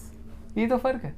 तो ये बन गए हमारे डबल इंटरोगेटिव। तो ये डबल इंटरोगेटिव का स्ट्रक्चर था, और इस तरह ये करते हुए हमने बहुत ही शानदार तरीके से प्रेजेंट परफेक्ट टेंस को भी परफेक्टली खत्म कर लिया है।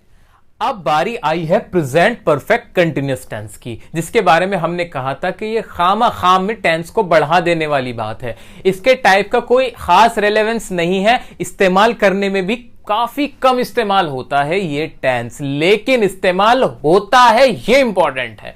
तो हमें सब कुछ पढ़ना है और बहुत अच्छे से पढ़ना है। तो प्रेजेंट परफेक्ट कंटिन्यूअस कंफ्यूज करने के लिए बहुत बढ़िया ये टेंस है, क्योंकि इसके नाम में दोनों ही आ जाते हैं, परफेक्ट भी और कंटिन्यूअस भी। अब सर हम क्या समझें इसको, तो आप ये समझें कि ये जो कंटिन्यूअस टेंस है जो कि परफेक्ट है, इसको लिख भी लो कि ये कौन सा टेंस है, कंटिन्यूअस है जो कि परफेक्ट है। इसका मतलब क्या हुआ, इसका मतलब यह हुआ कि जो इसकी कंटिन्यूटी है ना, ये जो दिल की धड़कन चल रही है, तक धक धक धक ये जो हो रहा है, वो एक सिस्टमैटिक मैनर में हो रहा है, यानी हमें मालूम है कि ये कब से चल रही है। तो इसलिए इसका नाम दे रखा है प्रेजेंट परफेक्ट कंटिन्यूअस टेंस, कि हमें मालूम है कि ये काम कब से चल रहा है, इसकी टाइमिंग हमें पता है। मैंने आपके सामने एक एग्जांपल रखा कि मैं आपको पढ़ा रहा हूं, ये कौन सा टेंस है? आपने जैसे ही देखा समझ में आया और एकदम आपने फटाक आंसर दिया कि ये तो टेंस है प्रेजेंट कंटिन्यूअस। ओके, मैंने कहा वेरी गुड। मैंने आपसे फिर कहा कि अब एक और एग्जांपल सुनो। मैंने आपसे कहा कि मैं 10 साल से पढ़ा रहा हूं, अब ये कौन सा टेंस है? आपने फिर जोश के साथ कहा सर ये है प्रेजेंट कंटिन्यूअस टेंस। मैंने कहा गलत जवाब, आप फंस गए। अब मछली फंसी जाल में, यही फंसते हैं हम एग्जाम में, क्योंकि जब हमने कहा कि मैं 10 साल से पढ़ा रहा हूं, इसका मतलब यह हुआ कि मुझे मालूम है कि मैं पढ़ाने का काम कब से कर रहा हूं, कि ये कंटिन्यूटी जो है वो मुझे मालूम है। यही हमारा प्रेजेंट परफेक्ट कंटिन्यूअस टेंस है, कि हमें जब मालूम हो कि कोई काम चल रहा है और वो कब से चल रहा है। तो ये जो ये लैंडमार्क समझ लो इसको, या कोई भी स्टार्टिंग पॉइंट अगर आपको दिया हुआ है तो आप उसको कौन सा टेंस बोलेंगे? बोलेंगे वो परफेक्ट कंटिन्यूअस है। तो यहां परफेक्ट का मीनिंग समझ में आया कि नहीं आया? फिर से वही वाली बात कि हमने इसमें लॉजिक देखा, हमें पता चला कि इसका नाम ये क्यों है। अगर आपको ये बात अच्छी लगी हो तो वीडियो को लाइक जरूर करिएगा।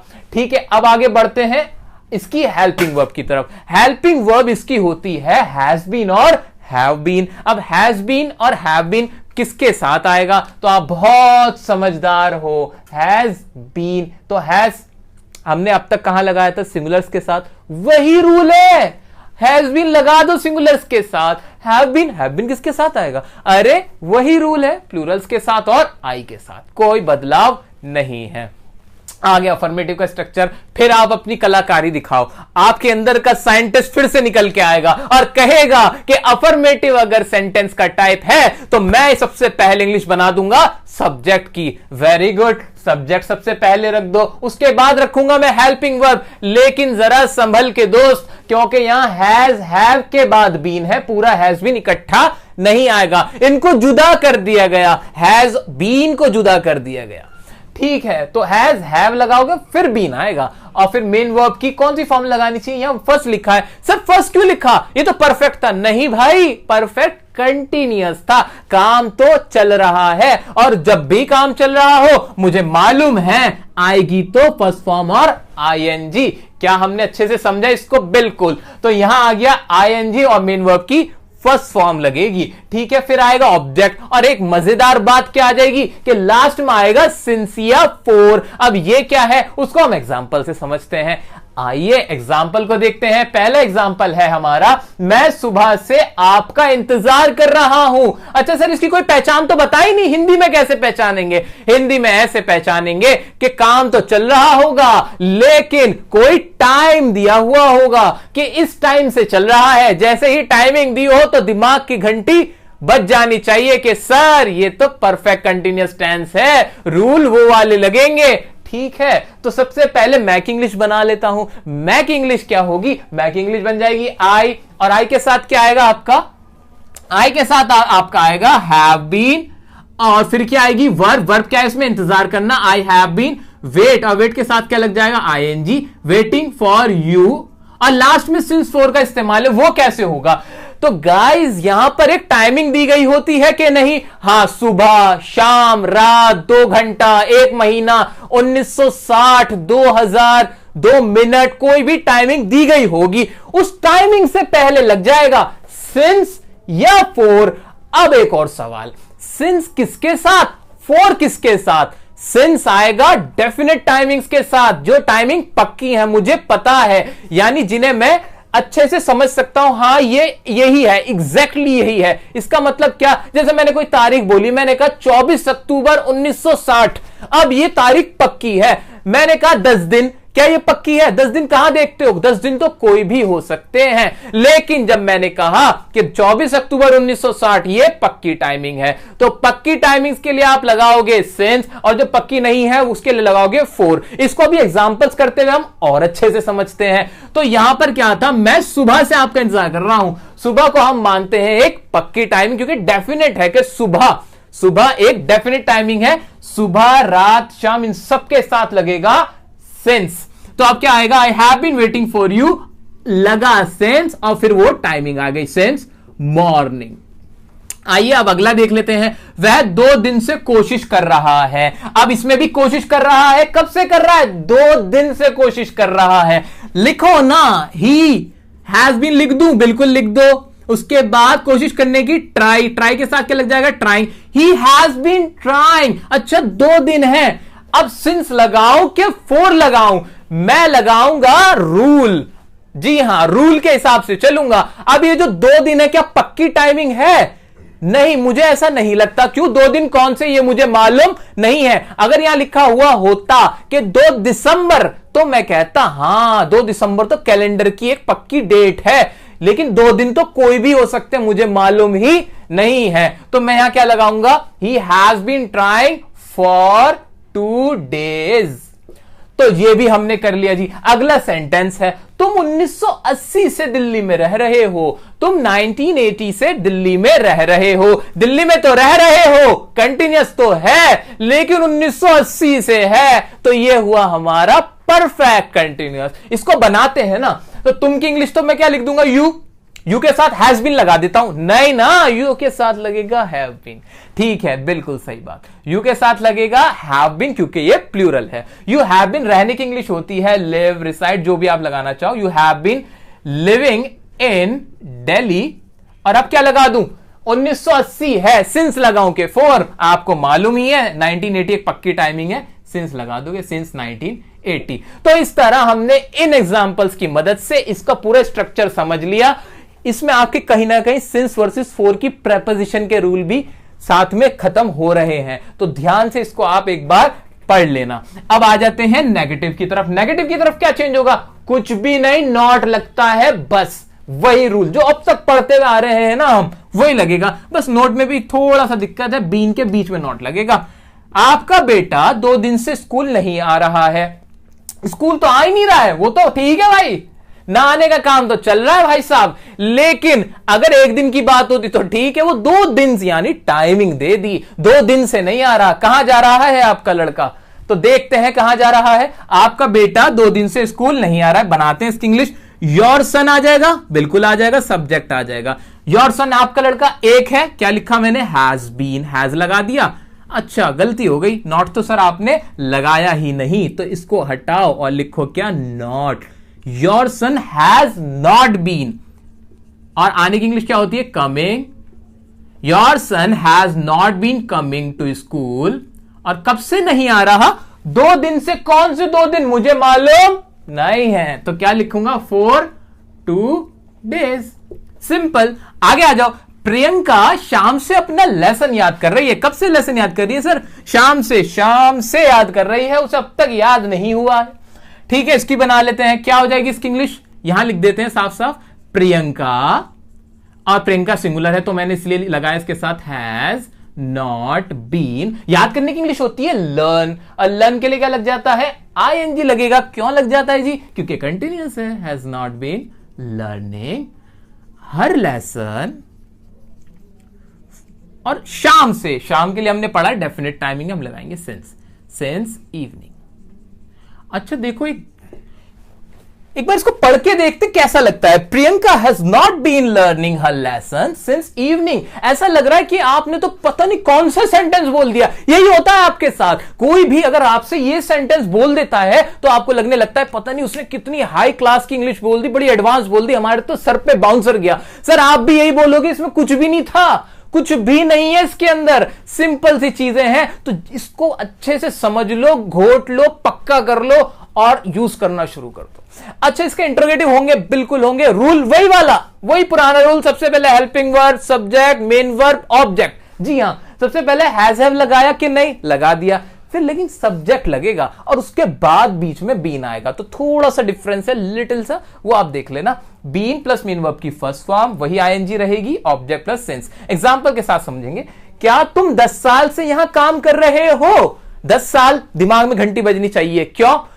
ये यहां पे 10 साल एक टाइमिंग आ गई, इसलिए हम बोलेंगे कि ये कौन सा कंटिन्यूअस है? परफेक्ट कंटिन्यूअस है। इसकी इंग्लिश बनाते हैं। शुरू में क्या आ गया? यानी नॉर्मल इंट्रोगेटिव है। तो अब इसके आगे हम सबसे पहले लिखेंगे have you been working here, और 10 साल के लिए क्या लगा दूं? सिंस लगा दूं क्या? नहीं सर, सिंस नहीं आएगा, यहां आएगा 4। क्यों आएगा? क्योंकि 10 साल पक्की टाइमिंग नहीं है, और पक्की टाइमिंग के लिए हम क्या लगाते हैं? 4। अच्छा, मेरा आपसे एक सवाल, अगर यहां पर 10 साल ना होता और यहां होता 10 जनवरी, तो क्या 4 लगा रहता? अगर हमारे क्वेश्चन में 10 साल की जगह लिखा होता 10 जनवरी, 10 साल की जगह लिखा होता 10 जनवरी, तो क्या सेंटेंस यही बना रहता?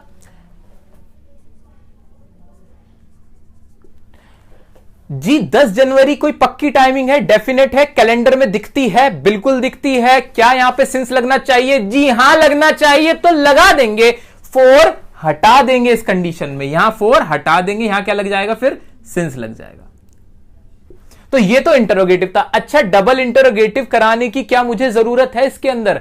डबल इंटरोगेटिव पहली बात तो बहुत कम इस्तेमाल होता है, इसका रेयरली इस्तेमाल होता है। स्टिल आपको हम स्ट्रक्चर बता देते हैं, स्ट्रक्चर के अकॉर्डिंग आप एक बार बना के जरूर देख लीजिएगा। स्ट्रक्चर में बहुत बड़ा चेंज है, स्ट्रक्चर में इतना बड़ा चेंज है कि आपकी आंखें फटी रह जाएंगी, आपके कानों में से धुएं निकलने लगेंगे।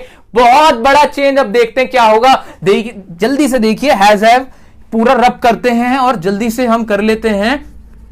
हां, हो गया, हो गया। आप WH फैमिली लगा देंगे और ये स्ट्रक्चर बन जाएगा। ठीक है, थैंक यू। दोस्तों, अब हम बात करने जा रहे हैं पास्ट इंडेफिनिट टेंस की। पास्ट इंडेफिनिट वर्ड सुनते ही दिमाग में क्या आया? ये आया कि काम जो हुआ है उसकी टाइमिंग तो है पास्ट में, यानी बीते हुए कल में, और वो काम कितना हुआ है? वो है इंडेफिनिट, यानी वो डेफिनिट नहीं है, मुझे मालूम नहीं है कि कितना हुआ है। आमतौर पर पास्ट इंडेफिनिट टेंस के अंदर हम वो बातें करते हैं कि जो हमने पास्ट में कोई काम किया उसे हम अब बता देते हैं। ये वाली जो बातें होंगे, ये वाले जो सेंटेंसेस होंगे, वो बनते हैं पास्ट इंडेफिनिट टेंस में। अच्छा, इसके और आगे बात करने से पहले मैं आपको एक बात पे ध्यान दिलाना चाहूंगा कि इसके अंदर जो फॉर्म यूज होती है वो होती है second form of verb. Past indefinite के अंदर फॉर्म ऑफ वर्ब यूज होगी सेकंड। जो हमारी 3 फॉर्म्स ऑफ वर्ब होती है ना, फर्स्ट, सेकंड, थर्ड, उसमें जो सेकंड होगी वो होगी पास्ट इंडेफिनिट में इस्तेमाल। अच्छा, एक बात और, इसको याद कैसे रखोगे? इसको याद रखना ना बहुत ही आसान काम है। वो कैसे? कि जो हमारी तीनों फॉर्म हुई उसमें फर्स्ट और थर्ड का तो बहुत जगह इस्तेमाल होता है, लेकिन ये जो सेकंड फॉर्म होती है ना, सेकंड फॉर्म का सिर्फ और सिर्फ इस्तेमाल पूरी इंग्लिश के अंदर सिर्फ पास्ट इंडेफिनिट में होता है। मैं ये कह सकता हूं कि सेकंड फॉर्म बनाई ही गई है इस पास्ट इंडेफिनिट के लिए। तो ये याद रखना बहुत आसान काम है, बहुत स्पेशल टेंस है। अच्छा, इसकी बात करते हैं कि इसका इस्तेमाल कितना होता है। पास्ट इंडेफिनिट का बहुत ज्यादा इस्तेमाल होता है। कैसे? क्योंकि हम लोगों की टेंडेंसी होती है, ह्यूमन बींग्स की एक आदत होती है कि हम लोग बात करते हैं पुरानी, पिछली, मैंने ये किया, मैंने वो किया, मैं वहां गया, मैं ये घूमा, ये वो, जितनी भी आप अपनी बातें बताते हो, घटनाएं बताते हो, वो सब किस में बताते हो? आप पास्ट इंडेफिनिट में ही बताते हो। तो इसका इस्तेमाल बहुत ही ज्यादा होता है, तो इसको बहुत अच्छे से पढ़ना है हमें। अच्छा, अब एक बात और मेरे दिमाग में आ रही है, वो क्या है? जब मैं इस चार्ट को देखता हूं, यहां तो ये लिखा है कि अगर टेंस इंडेफिनिट हो तो फॉर्म ऑफ वर्ब लगेगी फर्स्ट। आप समझ पा रहे हैं मैं क्या कह रहा हूं? मैं कहना ये चाहता हूं कि हमने तो ये पढ़ा है कि अगर कोई भी टेंस है वो इंडेफिनिट है तो उसके साथ फॉर्म तो लगेगी वर्ब की, मेन वर्ब की फर्स्ट। लेकिन पास्ट इंडेफिनिट में सेकंड फॉर्म कैसे आ गई? इसका जवाब ये है कि सिर्फ यही एक टेंस है, ये ही एक टेंस है जिसके अंदर एक एक्सेप्शन है कि इंडेफिनिट तो है लेकिन फॉर्म लगेगी सेकंड। तो हमने ये पढ़ा कि ये एक एक्सेप्शन है, इस रूल का सिर्फ एक एक्सेप्शन है, वो है ये हमारा क्या? Past indefinite tense. अच्छा, एक्सेप्शन याद कैसे होगी? अरे याद करने की जरूरत ही नहीं पड़ेगी, क्योंकि मैंने बोला तो आपसे कि वर्ब की सेकंड फॉर्म सिर्फ और सिर्फ पास्ट इंडेफिनिट में इस्तेमाल की जाएगी। ओके, अब आगे बात करते हैं इसकी। पास्ट इंडेफिनिट की हिंदी में कैसे पहचान याद रखोगे? हिंदी में पहचान इसकी होती है कि कोई भी सेंटेंस जब हम हिंदी में बोलते हैं तो उसके आखिर में आवाज आती है आ, ई, ए, ओ, ता, था, ती, थी, ते, थे, इन पे खत्म होता है। ये तो हो गई रटने वाली बात। नॉर्मली मैंने बोला है कि कोई भी आपने घटना बताई कि ऐसा हुआ, मैं वहां गया, मैंने ये किया, मैंने वो किया, मैंने खाना खाया, हम उससे मिले, इस तरह के जो भी घटनाएं होती हैं, इवेंट्स होते हैं जो घट चुके होते हैं पास्ट में, उसको हम बताते हैं पास्ट इंडेफिनिट टेंस में। आइए एग्जांपल्स की मदद से हम इसको और अच्छे से समझते हैं। इसका अफर्मेटिव सबसे पहले देखेंगे। अफर्मेटिव का क्या स्ट्रक्चर होगा? अफर्मेटिव का अब तक आप बनाना जान चुके हो स्ट्रक्चर। सबसे पहले तो सब्जेक्ट ही आएगा, हाँ जी सब्जेक्ट ही आएगा। अच्छा, फिर मेन वर्ब की सेकंड फॉर्म, ये भी अब समझ में आ चुका है, हमने पढ़ा है कि पास्ट में सेकंड फॉर्म लगती है। अच्छा, इसमें और प्रेजेंट इंडेफिनिट में कुछ सिमिलैरिटी आपको नजर आ रही है? हाँ, एक सिमिलैरिटी है, प्रेजेंट इंडेफिनिट के अफर्मेटिव में भी सब्जेक्ट के बाद कोई हेल्पिंग वर्ब नहीं थी। हाँ, इसके अंदर भी कोई हेल्पिंग वर्ब नहीं है। तो ये दोनों कहीं ना कहीं कुछ ना कुछ तो इनका रिश्ता जरूर है। टाइम तो अलग है, वक्त तो इनका दूसरा है, लेकिन फिर भी इनके अंदर कुछ ना कुछ सिमिलैरिटी है। बिल्कुल। तो इन दो ही टेंस में ऐसा होता है, प्रेजेंट इंडेफिनिट के अफर्मेटिव में और पास्ट इंडेफिनिट के अफर्मेटिव में, कि सब्जेक्ट के बाद हेल्पिंग वर्ब का इस्तेमाल नहीं होता। तो अच्छा, तो क्या मुझे एक और पहचान समझ में आई? हाँ, अगर इंग्लिश पढ़ रहा हूं मैं, मान लो मैं एक न्यूज़पेपर पढ़ रहा हूं और मुझे पहचान करनी है कि कौन से टेंस में इसकी हिंदी कैसे बनाऊं, तो उसका एक और तरीका भी निकल के आया मेरे पास। क्या? कि सब्जेक्ट हो कोई और उसके फौरन बाद, जस्ट उसके बाद में क्या हो, वर्ब की सेकंड फॉर्म हो, तो मैं समझ जाऊंगा कि इसकी हिंदी जो भी बनेगी वो पास्ट इंडेफिनिट की बनेगी, यानी उसके आखिर में आ, ई, ए, ओ, ता, था, ती, थी, इस तरह की आवाज निकलेगी। वो काम ऐसे होगा। तो ये मैंने आपको बताई न्यूज़पेपर या क्वेश्चंस में इंग्लिश से हिंदी कैसे बना सकते हो, उसकी ये ट्रिक थी। तो नोट कर लेना। वीडियो अगर अच्छी लग रही है तो लाइक जरूर करना दोस्तों, ठीक है। अब आगे देखेंगे, लास्ट में आ जाएगा ऑब्जेक्ट, ठीक है। तो ये तो अफर्मेटिव का स्ट्रक्चर था। अब इसके सेंटेंस की बात कर लेते हैं। सेंटेंस है, वह आया, हम उससे मिले, पास्ट की बात है, हम उससे मिले, मुझे मेरे पापा ने बुलाया, मेरे पापा ने मुझे बुलाया। अच्छा, अब वही पहचान जो हिंदी की रटने वाली बात ये हुई, हिंदी की है कि देखो ये आया, आ की आवाज आई, उससे मिले, ए की आवाज आई, मुझे मेरे पापा ने बुलाया, इसमें भी आ की आवाज आई। या कोई सेंटेंस हो सकता है कि मैं आपसे मिलना चाहता था, तो उसमें ता था आवाज आ जाती, ठीक है। हम आपसे कहना चाहते थे, ते थे आवाज आ जाती। तो ये ता था, ये सब रटने वाली बात है। अगर आपको अभी इनिशियल स्टेज में दिक्कत आ रही है तो इस रटने वाली टेक्निक को भी आप अपना सकते हो। वैसे तो मुझे समझ में आ रहा है कि पास्ट की बात हो रही है। अगर यहां पर है हो जाता, अगर यहां पे हूं हो जाता या है हो जाता, अगर कोई ऐसा होता जिसको जो प्रेजेंट की पहचान होता, क्योंकि है, हूं, है, हो, ये तो प्रेजेंट की बात करते हैं, चलते हुए वक्त की बात करते हैं, जिस प्रेजेंट टाइम में हम हैं। लेकिन यहां पर अगर ये ना हो तो ये पास्ट इंडेफिनिट होगा, पास्ट की बात होगी।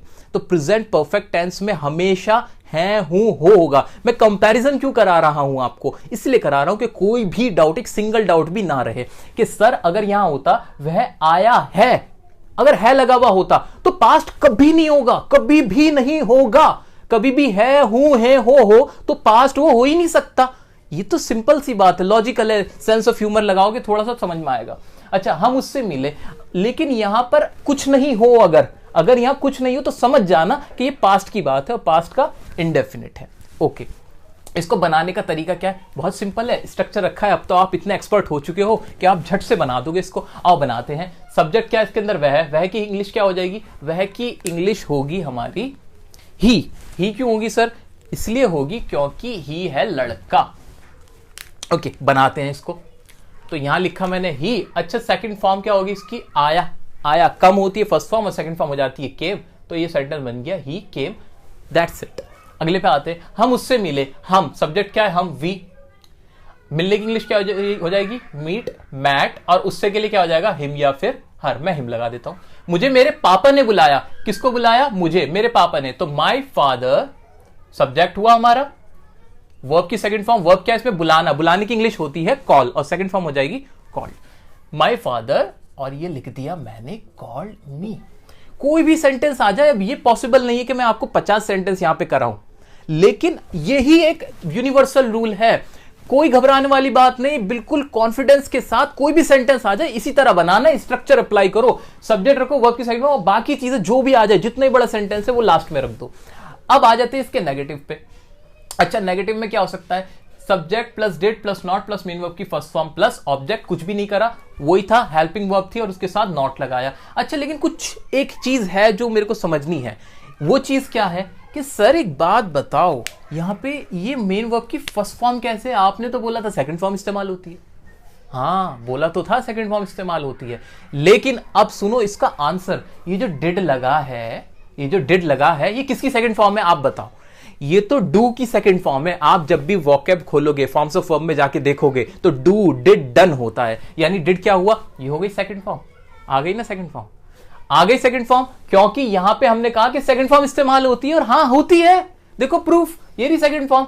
तो अब जब एक बार सेकंड फॉर्म लगा दी तो मेन वर्ब में सेकंड फॉर्म बार बार क्यों लगाओगे? टेंस के रूल्स पढ़ क्यों रहे हैं? पढ़ इसलिए रहे हैं ताकि हमें पहचान हो जाए कि कोई बात कैसे हो रही है, कोई काम कितना हुआ, इसलिए तो पढ़ रहे हैं। इसलिए तो नहीं पढ़ रहे हैं ना बार बार पहचान लगाते चले जाओगे। एक बार एक पहचान लगा दी, पहचान ये थी कि सेकंड फॉर्म थी, वो लग चुकी, अब बार बार लगाने की कोई जरूरत नहीं है। इस टेंस के पीछे ये जो पास्ट इंडेफिनिट है, एक आपको मजे की बात बताता हूं, अगर आप गूगल करना चाहो कर सकते हो।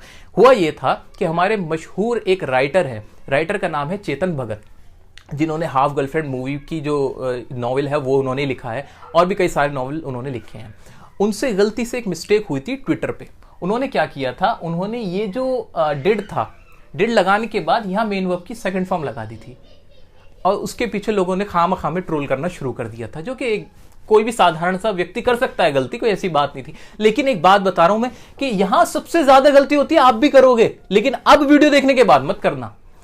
यहां पर सेकंड फॉर्म बिल्कुल नहीं आएगी, यहां लग चुकी है एक बार सेकंड फॉर्म, दोबारा नहीं आएगी। ठीक है, तो यहां बड़े बड़े लोग गलती कर सकते हैं, तो आपको यह बात दिमाग में रखनी है, आप भी बड़े लोग हो, आप गलती मत करना। आते हैं इसके कुछ एग्जाम्पल्स की तरफ। मैंने झूठ नहीं बोला, कोई बात नहीं है, सारा वही कुछ है। लास्ट की पहचान देखो, मैंने झूठ नहीं बोला, आखिर में आवाज आई आ की।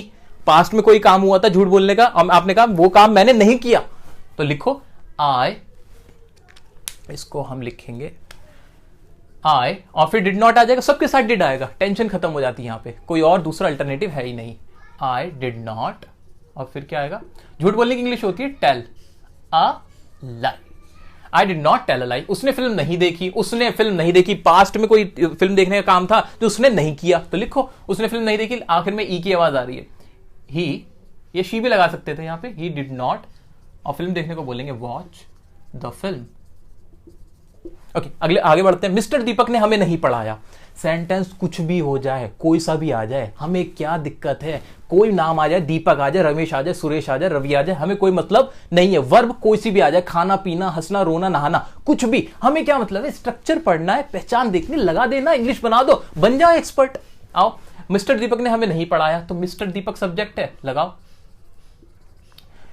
फिर वर्ब क्या आएगी? डिड नॉट, और पढ़ाना टीच, और किसको नहीं पढ़ाया? हमें, us. Mister Deepak did not teach us. अच्छा, कुछ एग्जांपल्स और समझ लो वर्बली। अफर्मेटिव के और नेगेटिव के। जैसे एग्जांपल क्या हो सकता है, मैं गया तो इंग्लिश क्या बन जाएगी, आई वेंट, तुम आए, यू केम, ठीक है। हमने उसे बुलाया, वी कॉल्ड हिम, उसने कहा, ही सेड, मैंने उससे पूछा, आई आस्क्ड हिम, मैं घर वापस आया, आई रिटर्न्ड एट होम, तुमने क्या कहा, व्हाट डिड यू से, हमने पूछा, वी आस्क्ड, कुछ भी, हमने खाना नहीं खाया, we did not eat the food, मैंने क्रिकेट नहीं खेला, we did not play the cricket. तो कुछ भी बना सकते हो वर्बली, अब कितने बोल सकते हो, लिखने में कितने ही लिख सकते हो। आगे बढ़ते हैं इंटरोगेटिव की तरफ। इंटरोगेटिव में क्या पढ़ रखा है हमने, कुछ भी नहीं। सबसे पहले क्या आ जाएगी, हेल्पिंग वर्ब आ गई। हेल्पिंग वर्ब इसकी डिड थी, डिड आ गई, सब्जेक्ट आना ही था। मेन वर्ब की फिर से फर्स्ट फॉर्म आएगी क्या, बिल्कुल आएगी, डिड आ गई ना, सेकंड फॉर्म, पास्ट इंडेफिनिट हो गया, और ऑब्जेक्ट आ जाएगा, मार्क ऑफ इंटरोगेशन आएगा। क्या तुमने यूट्यूब पर वीडियो देखी, देखो कुछ डिफरेंट सा एग्जांपल ले लिया, इसको बनाने में दिक्कत है, कोई दिक्कत नहीं, बनाते हैं ना। क्या तुमने यूट्यूब पर वीडियो देखी, लास्ट में ई की आवाज आई, ई की आवाज आई, पास्ट में देखने की बात हुई थी, ठीक है, बना दो इसको, डिड, फिर लिखो सब्जेक्ट, उसके बाद रखनी मेन वर्ब की फर्स्ट फॉर्म, देखने को क्या बोलते हैं, वॉच, और फिर क्या, video, did you watch the video on YouTube, on YouTube, mark of interrogation, ये बन गया, did you watch the video on YouTube. Okay, क्या उसने पढ़ाई की, क्या उसने पढ़ाई की। अच्छा, नॉर्मल इंटरोगेटिव सेंटेंस है, इनका आंसर यस या नो ही वाला होता है, आपने पहले पढ़ रखा है इस चीज को। क्या उसने पढ़ाई की, डिड, फिर से डिड आ जाएगा, ही या शी आ जाएगा, डिड ही स्टडी, बस बात खत्म हो गई। क्या तुमने लिखा, डिड यू राइट। अच्छा, इसके आगे कुछ भी होता, ऐसा होता कि क्या तुमने ब्लैक बोर्ड पे लिखा, तो क्या लिखते, इसकी इंग्लिश क्या बन जाती, did you right on black board. क्या तुमने क्लास में लिखा, did you right in the class. कुछ भी, आगे कुछ भी हो जाए, हमें कोई मतलब नहीं, आपको इतना सही करना है। तो ये हमने देखा अफर्मेटिव, नेगेटिव और इंटरोगेटिव, ठीक है। अब बचता है एक डबल इंटरोगेटिव। डबल इंटरोगेटिव का आपके लिए होमवर्क है, स्ट्रक्चर बना के दिखाना क्या हो सकता है, और वही कान से धुएं निकल जाएंगे और आपकी बिल्कुल हवा खराब होने वाली है, क्योंकि बहुत ही मुश्किल होता है डबल इंटरोगेटिव। जी हाँ, बहुत मुश्किल क्या होता है, कुछ नहीं होता जी, डिड से पहले क्या लग जाएगी, WH, फैमिली। और एग्जांपल क्या हो जा सकते हैं, तुमने मुझे क्यों बुलाया, why did you call me, तुमने उससे क्या कहा, पास्ट में क्या कहा, what did you say to him, तुमने उससे क्या पूछा, what did you ask him, तुम वहां क्यों गए, why did you go there. ठीक है, तो ये सेंटेंसेस आप WH फैमिली के बना सकते हो। प्रैक्टिस के लिए 50 सेंटेंस बनाओ, 100 सेंटेंस बनाओ, लेकिन एक बार आज ये वीडियो देखने के बाद बना जरूर लेना, और इस पे कमांड हासिल करना। पास्ट इंडेफिनिट बहुत ज्यादा इस्तेमाल होने वाला है। कभी भी अपनी कोई स्टोरी बताओगे, कुछ भी बताओगे, इंटरव्यू में बैठे हो, कहीं कुछ लिख रहे हो, ये इस्तेमाल बहुत होना है। तो ये हमने आज देखा, बड़े अच्छे से समझ लिया है। अब आगे बढ़ते हैं हम अपने पास्ट कंटिन्यूअस की तरफ। दोस्तों, अब हम पहुंच चुके हैं पास्ट कंटिन्यूअस टेंस पे।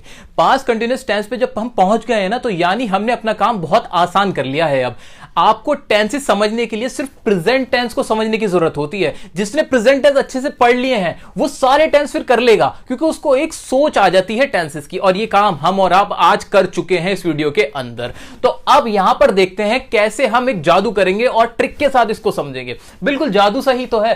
पास्ट कंटिन्यूअस टेंस, अब पढ़ना कौन सा है, पास्ट कंटिन्यूअस, और पढ़ कौन सा चुके हैं हम पढ़ चुके हैं प्रेजेंट कंटिन्यूअस टेंस, ये हमने पढ़ लिया है। ठीक है, अब इसमें और इसमें मुझे फर्क बताओ आप, इसमें और इसमें डिफरेंस मुझे दिख रहा है। कंटिन्यूअस तो कंटिन्यूअस है, टेंस तो टेंस है, पास्ट प्रेजेंट, सिर्फ फर्क किस चीज का है, टाइम का। हां, सिर्फ इसका और इसका फर्क है, बाकी तो टेंस सेम हो गया। अच्छा, मैं हिंदी में कुछ समझू इसको। प्रेजेंट कंटिन्यूअस में हमने क्या पढ़ा था, प्रेजेंट कंटिन्यूअस में कोई काम प्रेजेंट में चल रहा होता था, दिल की धड़कन थी, ये बात थी। ठीक है जी, कैसे सेंटेंस होते थे, मैं जा रहा हूं, तुम आ रहे हो, मैं जा रहा था, तुम आ रहे थे, यही तो करना है। हाँ, यही करना है, बिल्कुल यही करना है, क्योंकि सिर्फ टाइम बदलना है। टाइम बदलना है, हिंदी में भी टाइम बदल जाएगा और उसकी इंग्लिश बनाने में भी टाइम बदल जाएगा। अच्छा, हिंदी में बदलने के लिए मैंने मैं जा रहा हूं को मैं जा रहा था से बदल दिया, यानी था रिप्लेस कर दिया हूं से, था रिप्लेस कर दिया हूं से। इंग्लिश में क्या करूं, इंग्लिश में क्या करूं, टाइम बताने के लिए, पहचान करने के लिए हेल्पिंग वर्ब का इस्तेमाल होता है कि नहीं। हाँ, इसकी हेल्पिंग वर्ब क्या होती है, प्रेजेंट कंटिन्यूअस की हेल्पिंग वर्ब होती थी इज, एम, आर। वैसे मैं लिखने में तो खामखा अपना टाइम खराब कर रहा हूं, यहां लिखा तो है ये ना, ये कंटिन्यूअस के लिए तो थी, कंटिन्यूअस की प्रेजेंट के लिए इज, एम, आर थी। पास्ट के कंटिन्यूअस के लिए क्या होती है, क्या होनी चाहिए, बल्कि वॉज वर होनी चाहिए। बिल्कुल, तो मैं कह सकता हूं इसकी हेल्पिंग वर्ब क्या हो जाएगी, वॉज वर। अच्छा, कोई और चेंज करना है, वर्ब की फॉर्म में चेंज करना है, बिल्कुल नहीं। कंटिन्यूअस, कंटिन्यूअस, कंटिन्यूअस के लिए मेन वर्ब की फर्स्ट फॉर्म प्लस आईएनजी, सब कुछ बिल्कुल लॉजिकल लिखा हुआ है, सिस्टमैटिक है। बल्कि ताज्जुब होता है, दुख होता है कि आप टेंस नहीं सीख पाते हो, क्योंकि सबसे आसान चीज है इंग्लिश के अंदर प्रेपोजिशन पढ़ने में, कंजंक्शन पढ़ने में तो है ऐसे रूल के इतने क्लियर नहीं है, सोचना पड़ता है, समझना पड़ता है सेंटेंस को पूरा। अरे इसमें तो कुछ भी नहीं है, ये तो बिल्कुल ऐसा है कि आप हलवा रखा है खा लो, देखो कितना सिस्टमैटिक है। कुछ नहीं किया, अफर्मेटिव में बनाने की कुछ जरूरत है, बिल्कुल बच्चों वाली बात हो गई है। अब आप एक्सपर्ट हो, जीनियस बन चुके हो, करो इसको, आओ अफर्मेटिव बनाओ मेरे साथ। सब्जेक्ट रखेंगे, हेल्पिंग वर्ब, प्रेजेंट कंटिन्यूअस का सोचते हुए करो जरा। प्रेजेंट कंटिन्यूअस में क्या होता था, subject is am are, main verb की first form plus ING plus object, ये होता था। क्या बदल दूं, हेल्पिंग वर्ब भी तो चेंज करनी है, सिर्फ वही किया है मैंने कुछ नहीं किया, यहां सिर्फ वही किया है बिल्कुल। हाँ, सब्जेक्ट रखा, वॉज वर लगा दिया। अच्छा, वॉज किसके साथ, वर किसके साथ, वही पुराना रूल है हमारा। वॉज आएगा सिंगुलर्स के साथ, वर आएगा प्लूरल्स के साथ, लेकिन आई के साथ भी आपको वॉज लगाना है। ये एक्सेप्शन याद रख लेना, क्या आई के साथ लगेगा वॉज, ठीक है, बस ये याद रखना है। बाकी सब सेंटेंस सेम है। नेगेटिव में क्या होगा, नेगेटिव में भी कुछ नहीं, इज एम आर हटाओ, वॉज वर लगाओ। इंटरोगेटिव में इज एम आर हटाओ, वॉज वर लगाओ। डबल इंटरोगेटिव में इज एम आर हटाओ, वॉज वर लगाओ। अब एग्जाम्पल समझते हैं। अफर्मेटिव क्या हो सकता है, मैं जा रहा था, आई वॉज गोइंग। मैं पढ़ रहा था, आई वॉज स्टडिंग। पास्ट में कोई काम चल रहा था, उसको बता रहे हो आप। प्रेजेंट में कोई काम चल रहा है, हम समझ चुके हैं। अब पास्ट में कोई काम चल रहा था, उसे हम समझ रहे हैं। मैं आपसे बातें कर रहा था, I was talking to you. मैं फिल्म देख रहा था, I was watching the film. वह आना चाह रही थी, शी वॉज ट्राइंग टू कम। यहां सेंस पे गया है, वॉन्टिंग नहीं लगता, ट्राइंग लगा दिया मैंने। तुम खेल रहे थे, यू वर प्लेइंग। हम क्या कर रहे थे, वॉट वर वी डूइंग। तो अफर्मेटिव के थे, एक इंट्रोगेटिव का भी एग्जांपल दिया। अब तरीके से चलते हैं, थोड़ा सा नेगेटिव के एग्जांपल्स लेते हैं। मैं झूठ नहीं बोल रहा था, I was not telling a lie. मैं इंग्लिश नहीं बोल रहा था, I was not speaking English. मैं तुमसे नहीं मिल रहा था, I was not meeting you. वह खाना नहीं खा रही थी, she was not eating the food. वह दिवाली नहीं मना रहा था, he was not celebrating Diwali. कुछ भी बना सकते हो, सिर्फ और सिर्फ खेल है, खेल जितना खेलना चाहो आप खेल सकते हो। आओ इंट्रोगेटिव पे। इंट्रोगेटिव वही शुरू में क्या आ जाएगा, नॉर्मल इंट्रोगेटिव है। क्या तुम यहां आ रहे थे, वर यू कमिंग हियर। क्या तुम टीवी देख रहे थे, were you watching the television. क्या तुम मुझे बुला रहे थे, वर यू कॉलिंग मी। क्या तुम क्रिकेट खेल रहे थे, वर यू प्लेइंग क्रिकेट। कुछ भी बना सकते हो आप। आपके पास हथियार है, आपको मैंने एक आमरी दे दी है, अब आप उसको यूज करना, ये आपके ऊपर है कि आप उसको कैसे यूज कर सकते हो। डबल इंट्रोगेटिव में क्या हो जाए, डबल एच फैमिली लग जाएगा। तुम यहां क्यों आ रहे थे, why were you coming here. तुम क्या पढ़ रहे थे, वॉट वर यू स्टडिंग। तुम क्या देख रहे थे, वॉट वर यू वॉचिंग। तुम किससे मिल रहे थे, होम वर यू मीटिंग। तो ये तो थे कुछ एग्जाम्पल्स। जितने एग्जाम्पल आप बनाना चाहो, बिल्कुल कोई भी गलती नहीं होने वाली है, क्योंकि सब कुछ क्लियर है, सब कुछ आपके हाथ में, स्ट्रक्चर आपने बनाए हैं, ये कहीं से उठ के नहीं आए, आपने खुद बनाए हैं, बहुत इजी है। दोस्तों अब बारी आई है पास्ट परफेक्ट टेंस की। पास्ट परफेक्ट टेंस क्या होता है, इसके नाम से समझ में आता है कि काम तो हुआ पास्ट में, और वो काम कैसा है, परफेक्ट है। यानी पास्ट में कोई काम जब पूरा हो चुका था उसको हम बताते हैं, तो हम बोलेंगे वो कौन सा टेंस होगा, पास्ट परफेक्ट टेंस होगा। अच्छा सर ये क्या मतलब हुआ, इसका मतलब ये हुआ कि जैसे मैंने आपसे कहा कि मैं क्रिकेट खेल चुका था, मैं आपसे मिल चुका था, हम वहां जा चुके थे, हम इंग्लिश सीख चुके थे। तो इस तरह के सेंटेंस मैंने इसमें ये कहने की कोशिश की है कि हमने पास्ट में वो सारे काम कर लिए थे, पूरे हो चुके थे। अच्छा पास्ट इंडेफिनिट और पास्ट परफेक्ट दोनों में फर्क क्या है, आप फर्क ढूंढते हैं। पास्ट इंडेफिनिट का एक सेंटेंस है, मैंने बोला मैं गया। पास्ट परफेक्ट का सेंटेंस है, मैं जा चुका था। दोनों में अंतर करने की कोशिश करें आप। दोनों में डिफरेंस ये आता है कि जब मैंने कहा मैं गया, मैंने ये नहीं बताया कि मैं जा चुका था, कि इससे पता नहीं चल पा रहा कि काम पूरा हो गया था या चल रहा था। लेकिन जब मैंने कहा मैं जा चुका था, मैंने कहा है कि हाँ वो जाने का काम मैंने पूरा कर दिया था। ऐसे एक और सेंटेंस, मैंने काम किया, और एक और सेंटेंस, मैं काम कर चुका था या मैंने काम कर लिया था। तो यही डिफरेंस है कि जब हम कोई काम जो पास्ट में है उसे दिखाते कि वो पूरा हो गया था, तब तो लगाएंगे पास्ट परफेक्ट। और अगर कोई काम है जिसके बारे में पता ही नहीं होता, वो होता है हमारा पास्ट इंडेफिनिट। अच्छा इसकी आपको क्या समझने की जरूरत है, इसकी आत्मा को समझो पास्ट परफेक्ट टेंस की, कि इसके अंदर जताया ये जाएगा कि वो काम पास्ट में पूरा कर दिया गया था। पास्ट में पूरा हो गया था, पूरे होने पे फोकस होगा, आप सेंटेंस समझते ही पहचान जाओगे। ठीक है, अब इसका स्ट्रक्चर कैसे बनाओगे? इसका स्ट्रक्चर भी वैसे ही बनाएंगे प्रेजेंट टेंस की सहायता से। हमने प्रेजेंट परफेक्ट टेंस पढ़ रखा है, बिल्कुल पढ़ रखा है। प्रेजेंट परफेक्ट टेंस और पास्ट परफेक्ट टेंस में हम डिफरेंशिएट करेंगे, तो ये तो कॉमन हो गया। सिर्फ डिफरेंस इसका आया प्रेजेंट और पास्ट का, यानी टाइम का डिफरेंस है, यानी उसमें प्रेजेंट में काम पूरा हो चुका है और इसमें पास्ट में काम पूरा हो चुका था, ऐसे बनेगा। अच्छा, हिंदी में रटने के लिए कैसे याद करेंगे? पास्ट परफेक्ट टेंस को पहचानोगे कैसे? पहचानोगे ऐसे कि इसके आखिर में आवाज आएगी चुका था, चुकी थी, चुके थे, लिया था, दिया था, ली थी, दी थी। इस तरह के जो वर्ड्स है वो लास्ट में आपको मिलेंगे। ये हो गई रटने वाली बात। वैसे तो आपको इसकी आत्मा को समझना है, आप समझ जाओगे कि जताया जा रहा है कि वो काम पूरा हो चुका था। ठीक है, अब बढ़ते हैं हम इसके स्ट्रक्चर की तरफ। इसके स्ट्रक्चर में कॉमन रखेंगे, बाकी चीजें तो कुछ भी नहीं करना है। प्रेजेंट परफेक्ट टेंस था वही है बिल्कुल, बस पास्ट बदलना है। पास्ट में बदलने के लिए क्या करोगे? हेल्पिंग वर्ब बदल दोगे। पास्ट की हेल्पिंग वर्ब क्या हो जाएगी इसके अंदर? इसके अंदर हो जाएगी सर हैड हो जाएगी, बिल्कुल हो जाएगी। इसमें क्या होती थी? हैज हैव होती थी ना, इसकी हो जाएगी हैड।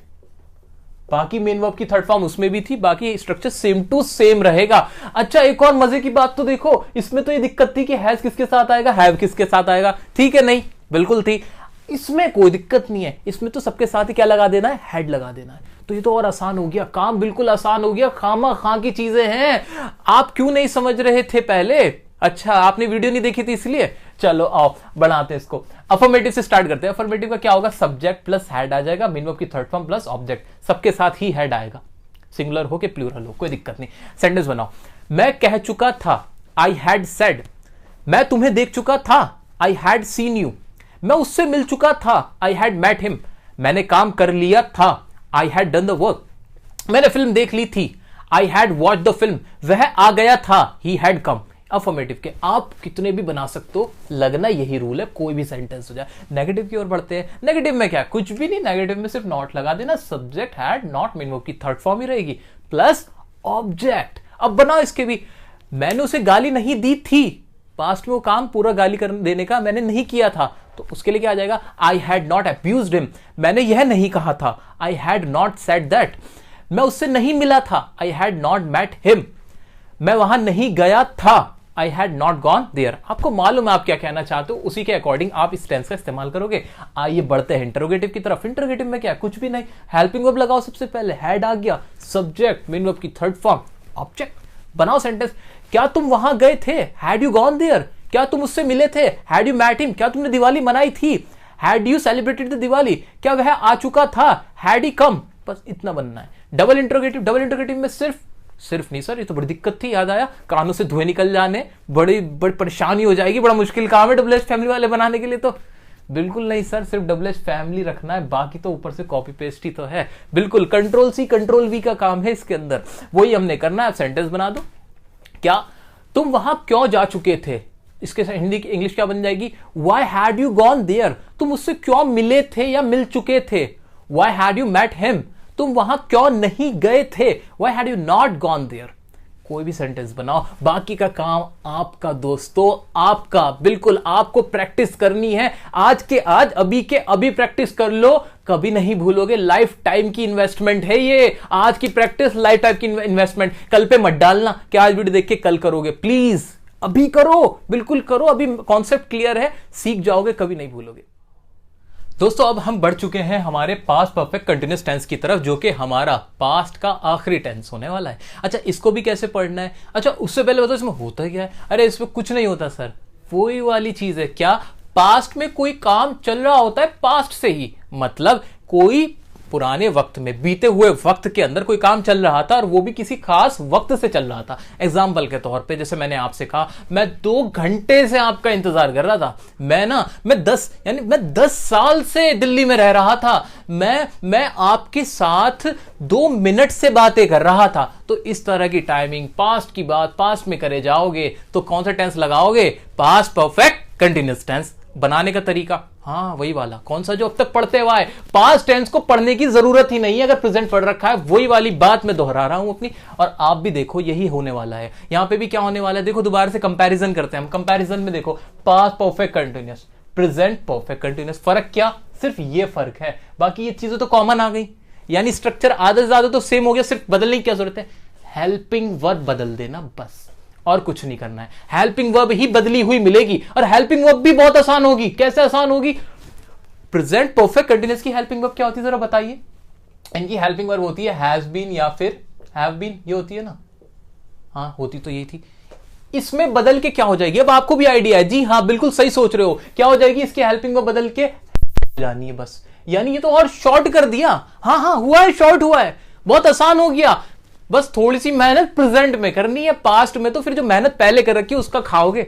ठीक है, आगे बढ़ जाओ, अफर्मेटिव पे आओ। अफर्मेटिव का बनाने का तरीका मैं नहीं बनाऊंगा, आप बनाओगे। सब्जेक्ट, हेल्पिंग वर्ब क्या आ जाएगी, हैड बीन, मेन वर्ब की कौन सी form, first form ING plus object plus sense या फोर्स, सेम टू सेम। आगे बढ़ो नेगेटिव में, सब्जेक्ट प्लस आई क्या लिखा हुआ है देखो, had not plus been plus main verb की first form plus ING plus object plus sense या फोर्स। ध्यान से देख लो, बताने की भी जरूरत नहीं है। इंटरोगेटिव का देखो वही हैड आया, सब्जेक्ट आया, बीन मेन वर्ब की first form plus ING plus object plus sense या फोर, ऐसे उसके अंदर डब्ल्यूएच फैमिली आया, हैड आएगा, सब्जेक्ट प्लस बीन आएगा। इसको ध्यान से देखना, प्रेजेंट परफेक्ट कंटीन्यूअस में भी यही दिक्कत है और पास्ट परफेक्ट कंटीन्यूअस में भी, कि जो हमारे इसके इंटरोगेटिव होते हैं ना तो बीन बीच में घुसता है सब्जेक्ट के, ये सब्जेक्ट बीच में आता है बीन के, तो ये चीज देख लेना आप लोग। ठीक है, तो ये सेम टू सेम था। अब इसके कुछ एग्जाम्पल कर सकता हूं क्या मैं? बिल्कुल कर सकता हूं, आओ बनाते हैं।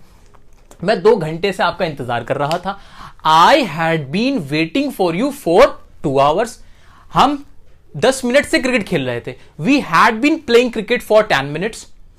तुम 10 साल से दिल्ली में रह रहे थे। You had been living in Delhi for 10 years.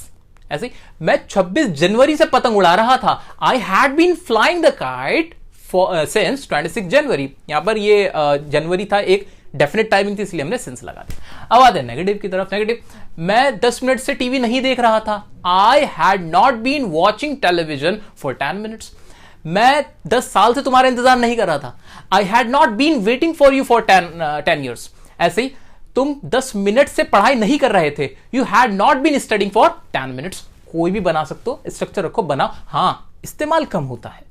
General अगर मैं बात करूं, क्वेश्चन पूछे जा सकते हैं। कॉम्पिटिटिव में तो कुछ भी पूछा जा सकता है, कॉम्पिटिटिव में तो चाहता ही वो ऐसे टेढ़ी चीजें देना है, लेकिन हाँ स्पीकिंग के पॉइंट ऑफ व्यू से थोड़ा कम इस्तेमाल होता है। इंटरोगेटिव में ऐसे ही, had you been going Delhi, had you been going Delhi for 2 hours. क्या तुम 2 घंटे से दिल्ली जा रहे थे? मतलब कुछ भी सेंटेंस आप बना सकते हो। इंटरोगेटिव देख लेना, डबल इंटरोगेटिव देख लेना। थोड़ा सा हम कट शॉर्ट कर रहे हैं क्योंकि अभी हमें फ्यूचर भी पढ़ना है। ये आप समझ लोगे, बहुत इजी है, कोई भी सेंटेंस बनाओ और इसको यूज कर सकते हो। अब हम बढ़ने वाले हैं। जी हाँ, आपके लिए बहुत खुशखबरी है। कैसा लग रहा है एक नया जन्म लेते हुए? कैसा लगा? ये वीडियो देखने से पहले आप कुछ और थे, अब कुछ और हो गए हो। जहां तक इंग्लिश की दुनिया की बात है, अब लग रही हैं चीजें काफी आसान थी। 70% इंग्लिश टेंस है। 70%, जी हाँ लिख के रखो। 70% इंग्लिश में टेंस ही तो होता है। जिसने टेंस कर लिया उसे 70% इंग्लिश आती है, यानी उसको सारा कुछ इसी में घूमता रहता है। तो आपको एक नया जन्म मिला है, तो आपको खुशी होनी चाहिए। मेरी तरफ से बहुत बहुत बधाई। अब हम बात करने वाले हैं आपके फ्यूचर की। जी हाँ, आपके फ्यूचर टेंस की बात करने वाले हैं। फ्यूचर टेंस यानी कोई काम होगा, कब होगा? आने वाले कल में होगा। यानी कोई भी काम जो आने वाले कल में होगा, उसकी इंग्लिश कैसे बनाएंगे, ये इसमें हम पढ़ने वाले हैं। स्टार्टिंग में भी हमने समझा था। इसकी हम स्टार्टिंग करेंगे फ्यूचर इंडेफिनिट टेंस से।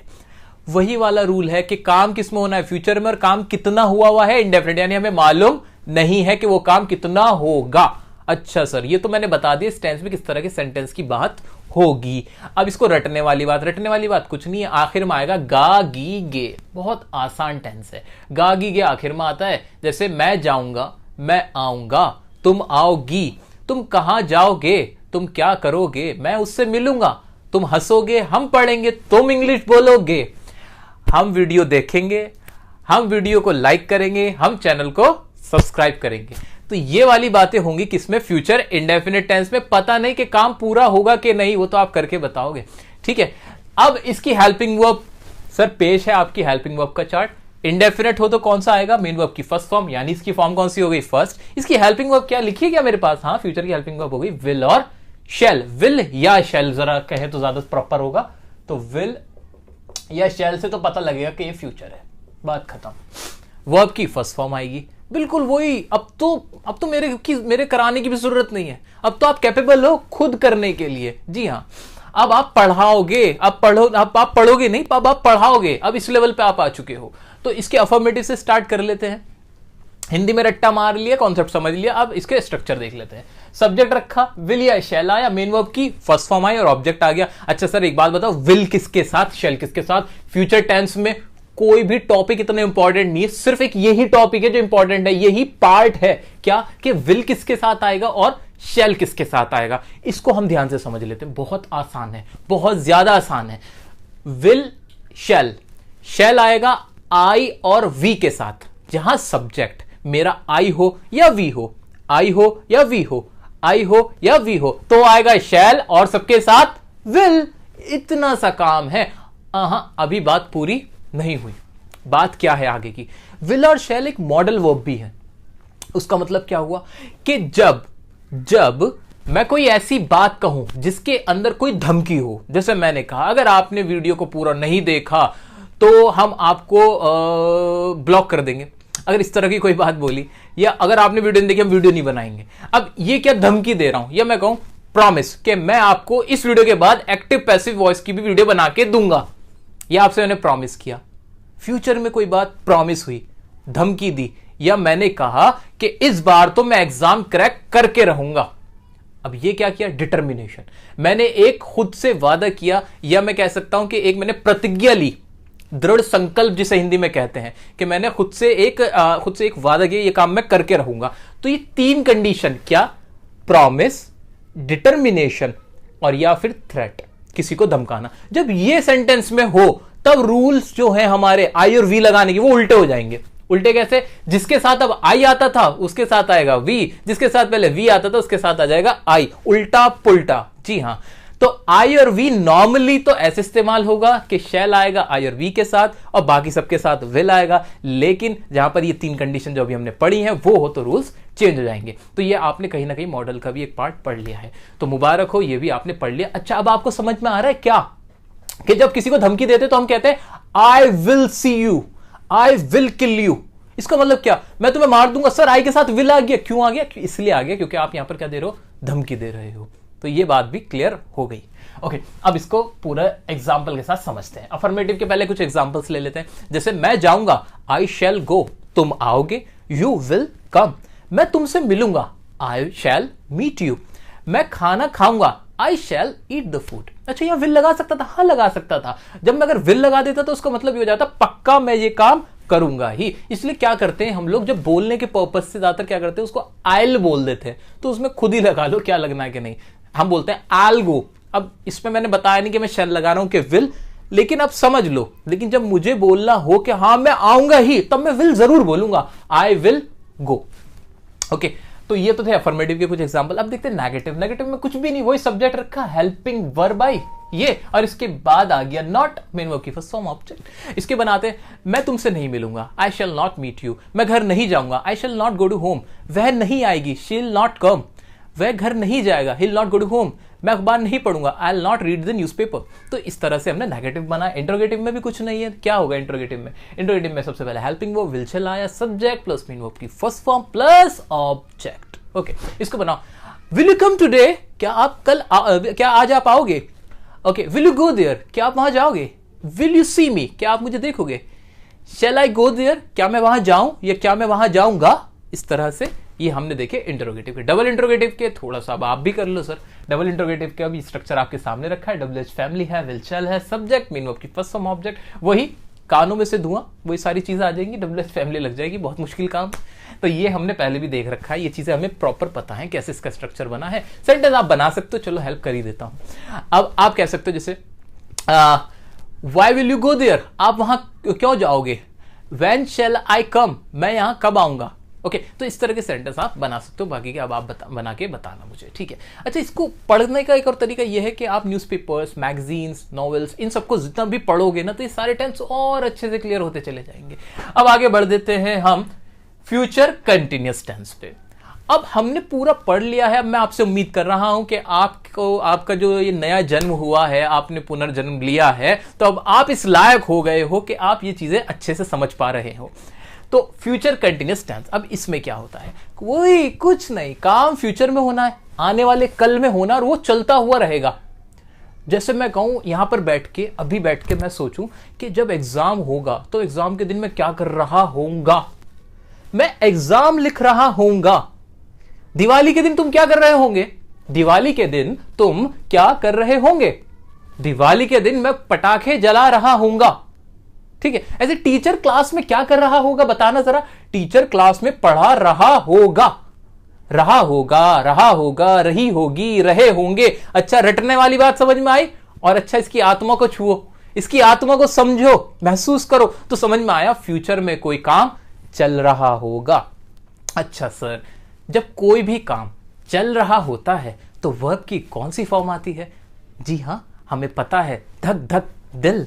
यस, मेन वर्ब की फर्स्ट फॉर्म प्लस आईएनजी। ठीक है, तो धक धक करने लगा, मेन वर्ब की फर्स्ट फॉर्म आईएनजी इसमें आने लगा। ओके, तो लग जाएगी मेन वर्ब की फर्स्ट फॉर्म की आईएनजी, लग जाएगी ना? लॉजिकल है कि नहीं? बिल्कुल है। अच्छा, हेल्पिंग वर्ब क्या रहेगी? विल शैल ही रहेगी, कोई दिक्कत नहीं, बस एक चेंज है इसमें। आप गौर करो, रहा होऊंगा, होना एक वर्ड आ रहा है। मैं क्रिकेट खेल रहा होऊंगा, तुम आ रहे होंगे, तो एक होना वर्ड आ रहा है कहीं ना कहीं। इसके लिए हम बी और लगा देते हैं इसके साथ, ये बी जरूर चलेगा। वह टीवी देख रहा होगा, ठीक है, तो ये बी सबके साथ लगेगा, इसका ख्याल करना है। बाकी का स्ट्रक्चर सब में सेम होगा। अफर्मेटिव से हम करते हैं इसको स्टार्ट। अफर्मेटिव का सब्जेक्ट रखेंगे, हेल्पिंग वर्ब आएगी, शैल विल, बी लगेगा, शैल बी हो जाएगा, विल बी हो जाएगा, मेन वर्ब की फर्स्ट फॉर्म प्लस आईएनजी हमारी है ही। और आखिर में आ जाएगा ऑब्जेक्ट। सेंटेंस बनाओ सर। मैं आ रहा होऊंगा, तो आई शैल बी कमिंग। तुम लिख रहे होंगे, यू विल बी राइटिंग। तुम मुझे देख रहे होंगे, you will be watching me. So ये सेंटेंस थे। अफर्मेटिव के नेगेटिव में आ जाओ। वह झूठ नहीं बोल रहा होगा, ही will not be telling a lie. Mummy खाना नहीं पका रही होंगी, तो क्या हो जाएगा? Mummy will not be cooking the food. तो इस तरह के आप सेंटेंस बना सकते हो नेगेटिव के। इंटरोगेटिव में आ जाओ। इंटरोगेटिव का कहानी बहुत आसान है।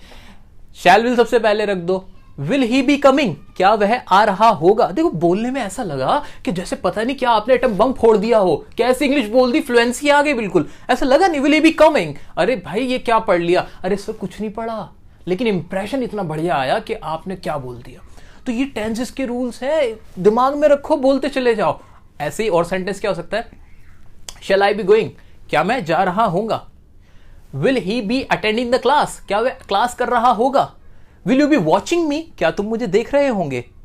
तो ये सारे सेंटेंसेस थे इंटरोगेटिव के। डबल इंटरोगेटिव थोड़ा आप करके आना, और मैं उम्मीद करता डबल इंटरोगेटिव का स्ट्रक्चर आप खूब बना सकते हो, मजे से बना सकते हो, क्योंकि अब आपने ले लिया है एक दूसरा जन्म। तो अब हम बात करेंगे इसके अगले टेंस की। अगला टेंस होगा हमारा फ्यूचर परफेक्ट टेंस। दोस्तों, अब बढ़ चुके हैं हम अपने अगले टेंस की तरफ, और अगला टेंस है हमारा फ्यूचर परफेक्ट टेंस। अच्छा, फ्यूचर में कोई काम है और वो क्या है? परफेक्ट है। देखो, टेक्निकल चलोगे ना, चीजें कितनी इजी लगती हैं। सिस्टमैटिकली, लॉजिकली, कितने अच्छे अच्छे वर्ड्स हैं ये। सिस्टमैटिक, लॉजिकल, तो टेक्निकल, स्ट्रेटेजिकल, तो ये वर्ड्स जो है ना, स्टूडेंट लाइफ में इनकी बहुत इंपॉर्टेंस है, और वही हम यहाँ अप्लाई कर रहे हैं। तो फ्यूचर परफेक्ट, काम फ्यूचर में हुआ और वो कैसा है? परफेक्ट है, यानी वो फ्यूचर में ही पूरा हो चुका होगा। अरे सर ये क्या कह रहे हो? सर सच बताऊं तो इन टेंस का रेलेवेंस बहुत कम है बोलने के पर्सपेक्टिव से। बोलने के पर्सपेक्टिव से ये बहुत कम इस्तेमाल होते हैं। पर्सनली स्पीकिंग, फ्रैंकली स्पीकिंग, मैं भी नहीं करता इनका इस्तेमाल, लेकिन एग्जाम के लिए तैयार होके जाओ। नॉलेज के पर्पज से सब कुछ आना चाहिए। आओ चलो सेंटेंस बनाते हैं। और सेंटेंस क्या होता है इसमें? इस तरह के सेंटेंस होंगे कि मैं वो काम कर चुका होऊंगा। जैसे मैंने आपसे कहा, मैं ये वीडियो देखने के बाद टेंस सीख चुका होऊंगा, मैं इंग्लिश बोल चुका होऊंगा, मैं चैनल को सब्सक्राइब कर चुका होऊंगा, मैं वीडियो को लाइक कर चुका होऊंगा, हम वीडियो को शेयर कर चुके होंगे, हम आपसे मिल चुके होंगे। ये वाले सेंटेंसेस सारे आएंगे फ्यूचर परफेक्ट टेंस के अंदर। अच्छा सर जल्दी से बता दो अब मुझे इसकी हेल्पिंग वर्ब क्या होगी। सर हेल्पिंग वर्ब विल शैल की विल शैल ही रहने वाली है, कोई दिक्कत नहीं है। बस एक थोड़ा सा चेंज क्या होगा, इसके साथ हैव और लगना है। हैव लगेगा परफेक्ट दिखाने के लिए। अच्छा जहां भी कोई टेंस परफेक्ट हो तो क्या लगता है? हाँ लगती है वर्ब की थर्ड फॉर्म। हमें पता है थर्ड फॉर्म लगती है, रूल में भी लिखा है परफेक्ट के साथ थर्ड फॉर्म। चार्ट है, सिंपल बनाओ ना इसको। तो हेल्पिंग वर्ब तो वही रहेगी विल शैल, साथ में हैव और लग जाएगा। ठीक है, अब अफर्मेटिव का स्ट्रक्चर देख लिया। सब्जेक्ट से स्टार्ट हुआ, विल और शैल, हेल्पिंग वर्ब आई, हैव आया, मेन वर्ब की थर्ड फॉर्म प्लस ऑब्जेक्ट। अब जल्दी से इनके कुछ एग्जांपल्स लेते हैं और मजेदार से और उनकी हिंदी भी बना लेते हैं। अच्छा चलो एग्जांपल हो गया, जैसे आप यहां आ चुके होंगे तो क्या हो जाएगा? You will have come here. मैं आपसे मिल चुका होऊंगा, I will have met you. तुम खाना खा चुके होंगे, you will have eaten the food. Sir है थोड़े से ये थॉटफुल प्रोसेस है, कोई बहुत ज्यादा सोचने ही वाली बात है जो आप इस तरह के सेंटेंस इस्तेमाल करोगे, लेकिन पढ़ना है हमें इसलिए हम पढ़ रहे हैं। नेगेटिव पे आ जाओ, सब्जेक्ट हेल्पिंग वर्ब, अब नॉट हैव से पहले आएगा, बस ये देखना है आपको, हैव से पहले नॉट आएगा मेन वर्ब की थर्ड फॉर्म प्लस ऑब्जेक्ट। जैसे मैं आपसे मिल चुका नहीं होऊंगा, हम किताब नहीं पढ़ चुके होंगे, तुम खाना नहीं खा चुके होंगे, तुम चांद पर नहीं पहुंच चुके होंगे। तो ये वाले सेंटेंस आपको इंग्लिश में चेंज करने, करो ट्रांसलेट, कोई दिक्कत नहीं। I'll not have reached to moon, I'll not have reached to the लगा दो, reach to the moon, क्योंकि जो मून होता है सन होता है उनके साथ द लगाना जरूरी होता है, ठीक है। सो I'll not have reached to the moon। ऐसे ही मैं आपसे मिल चुका नहीं होऊंगा, I'll not have met you। मैं खाना नहीं खा चुका होऊंगा, I'll not have eaten the food। इस तरह के सेंटेंसेस आप बनाओगे, ठीक है। अगला है हमारा इसका इंट्रोगेटिव। इंट्रोगेटिव में क्या होगा, हेल्पिंग वर्ब पहले आ जाएगी, फिर सब्जेक्ट आएगा और फिर हैव आएगा। इस बात पर नोटिस कर लेना, सब्जेक्ट के बाद हैव आएगा, मेन वर्ब की वही थर्ड फॉर्म लगेगी। जैसे क्या तुम मुझसे मिल चुके होंगे, तो इसकी इंग्लिश क्या हो जाएगी, will you have met me. क्या तुम वहां जा चुके होंगे, will you have gone there. क्या वह क्रिकेट खेल चुका होगा। आप यहां बैठे हुए हो, सोच रहे हो कि वो काम हो जाएगा और सोच रहे हो वो काम होने के बाद पूरा भी हो जाएगा। बहुत बढ़िया, बहुत बढ़िया। क्या मैं एग्जाम क्रैक कर चुका होऊंगा। अरे सर तैयारी करो, क्रैक होगा ना। तो इसके लिए हो जाएगा क्या कि will I have crack the exam. तो ये वाले सेंटेंस थे फ्यूचर परफेक्ट टेंस के। प्रैक्टिस जरूर कर लेना, रिक्वेस्ट कर रहा हूं, क्योंकि फंसना नहीं है। एग्जाम में कल को आ जाए ना तो दिमाग को ज्यादा सोचना ना पड़े, आपको पता हो कि ये सेंटेंस कौन सा है। इसलिए प्रैक्टिस कर लेना। स्पीकिंग पॉइंट ऑफ व्यू से कम इस्तेमाल होता है, एग्जाम पॉइंट ऑफ व्यू से मोस्ट इंपॉर्टेंट है। अब आ जाओ नीचे, फ्यूचर परफेक्ट कंटिन्यूअस टेंस। इसको अब हम पढ़ने वाले हैं और ये हमारा फ्यूचर का आखिरी टेंस होने वाला है। तो जी हाँ, आप हमारे साथ अब तक बने हुए हैं और हम सीख चुके हैं। अब आखिरी टेंस को सीखना बाकी है, फ्यूचर परफेक्ट कंटिन्यूअस। इसमें क्या होगा, कुछ नहीं होगा। फ्यूचर में कोई काम होना है, आने वाले कल में कोई काम होना है, और उस काम, वो काम जो होगा ना किसी खास टाइम से चल रहा होगा।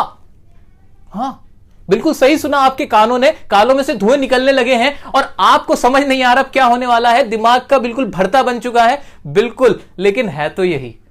अब लोग करते हैं इस तरह की बातें तो क्या कर सकते हैं, इनकी जरूरत ही यूं पड़ी क्योंकि हम अपनी लाइफ में इस तरह की बातें बोलते हैं। ये प्रैक्टिकली अप्रोच है लोगों का बोलने का, तो है भाई, क्या कर सकते हैं। अब सेंटेंस क्या बनेगा वो सुनो, लेकिन हंसना मना है। सेंटेंस होगा, मैं 2 घंटे से खाना खा रहा होऊंगा, तुम 10 महीने से मुझसे मिल रहे होंगे।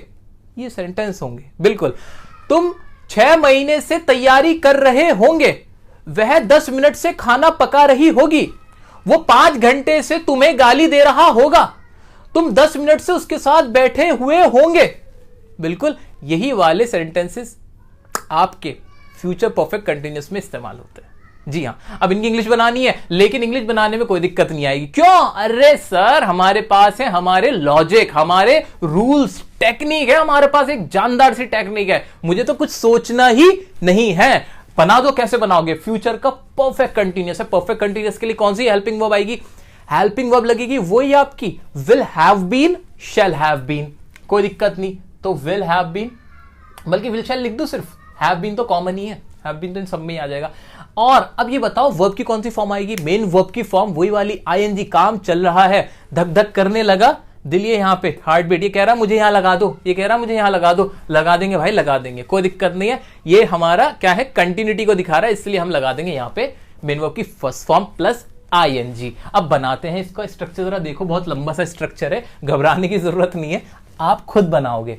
स्ट्रक्चर दिखने में लग रहा है, लेकिन सिर्फ आप और मैं जानते हैं कि इसके पीछे की कहानी है क्या असल में। अरे सब्जेक्ट रखा, हेल्पिंग वर्ब रखी, विल शैल हैव बीन सबके साथ आएगा ही, कोई दिक्कत नहीं। मेन वर्ब की फर्स्ट फॉर्म आईएनजी लगा दी, उसके बाद ऑब्जेक्ट और वही सिंस फोर, वही जो अभी प्रेजेंट टेंस व पास्ट टेंस में पढ़ा था ना, present perfect continuous, past perfect continuous, same to same future perfect continuous, सिर्फ टाइम ही तो बदला है।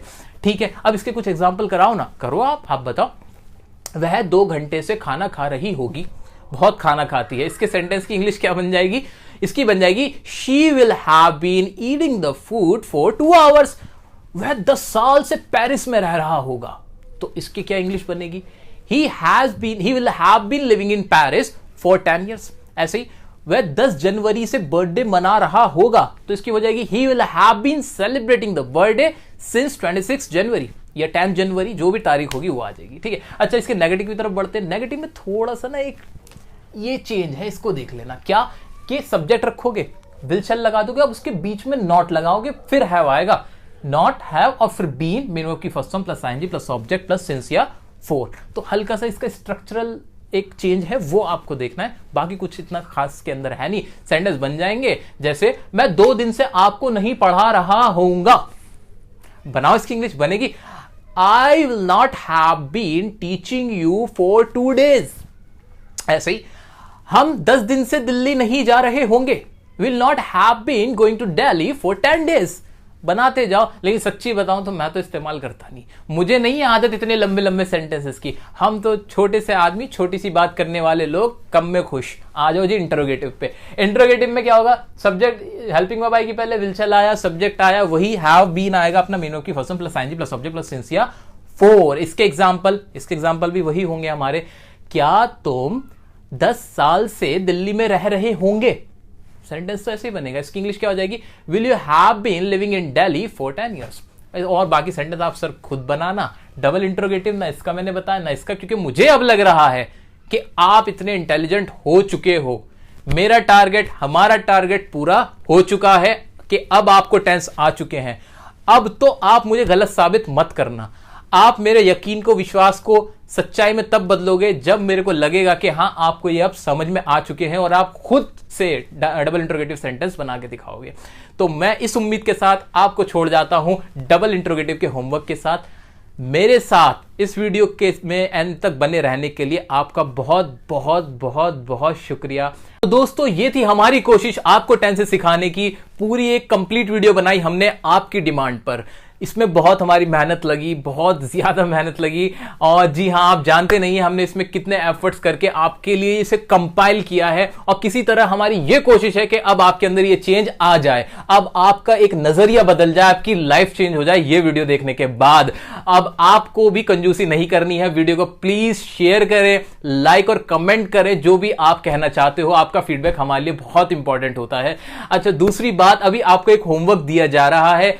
होमवर्क तो पूरा नहीं दे सकते, इतनी बड़ी वीडियो का बहुत सारा होमवर्क होता है। कुछ मैं आप सेंटेंसेस मैंने आपको इसमें देने की कोशिश की है, जिसको आप आंसर करके जरूर बताएं। ये मिक्स सेंटेंसेस हैं और आप इनका आंसर करके बताएं। बाकी प्रैक्टिस के लिए क्या करना है वो सुने। प्रैक्टिस के लिए आपके पास कोई भी इंग्लिश की XYZ बुक रखी हुई है, उस बुक को आप उसमें से जो भी आपसे सेंटेंस पूछे गए हैं उनको बनाएं, उनको ट्रांसलेट करें। बाकी इंग्लिश के न्यूज़पेपर्स आते हैं, उसमें सारे टेंसेस ही तो होते हैं, उनको आप पढ़ें, समझने की कोशिश करें। आपको डेफिनेटली अब आंसर्स मिलेंगे। आपका अब जो चीजें मुश्किल लगती थी वो आसान हो जाएंगी। तो ये थी हमारी वीडियो आपके लिए। Thank you.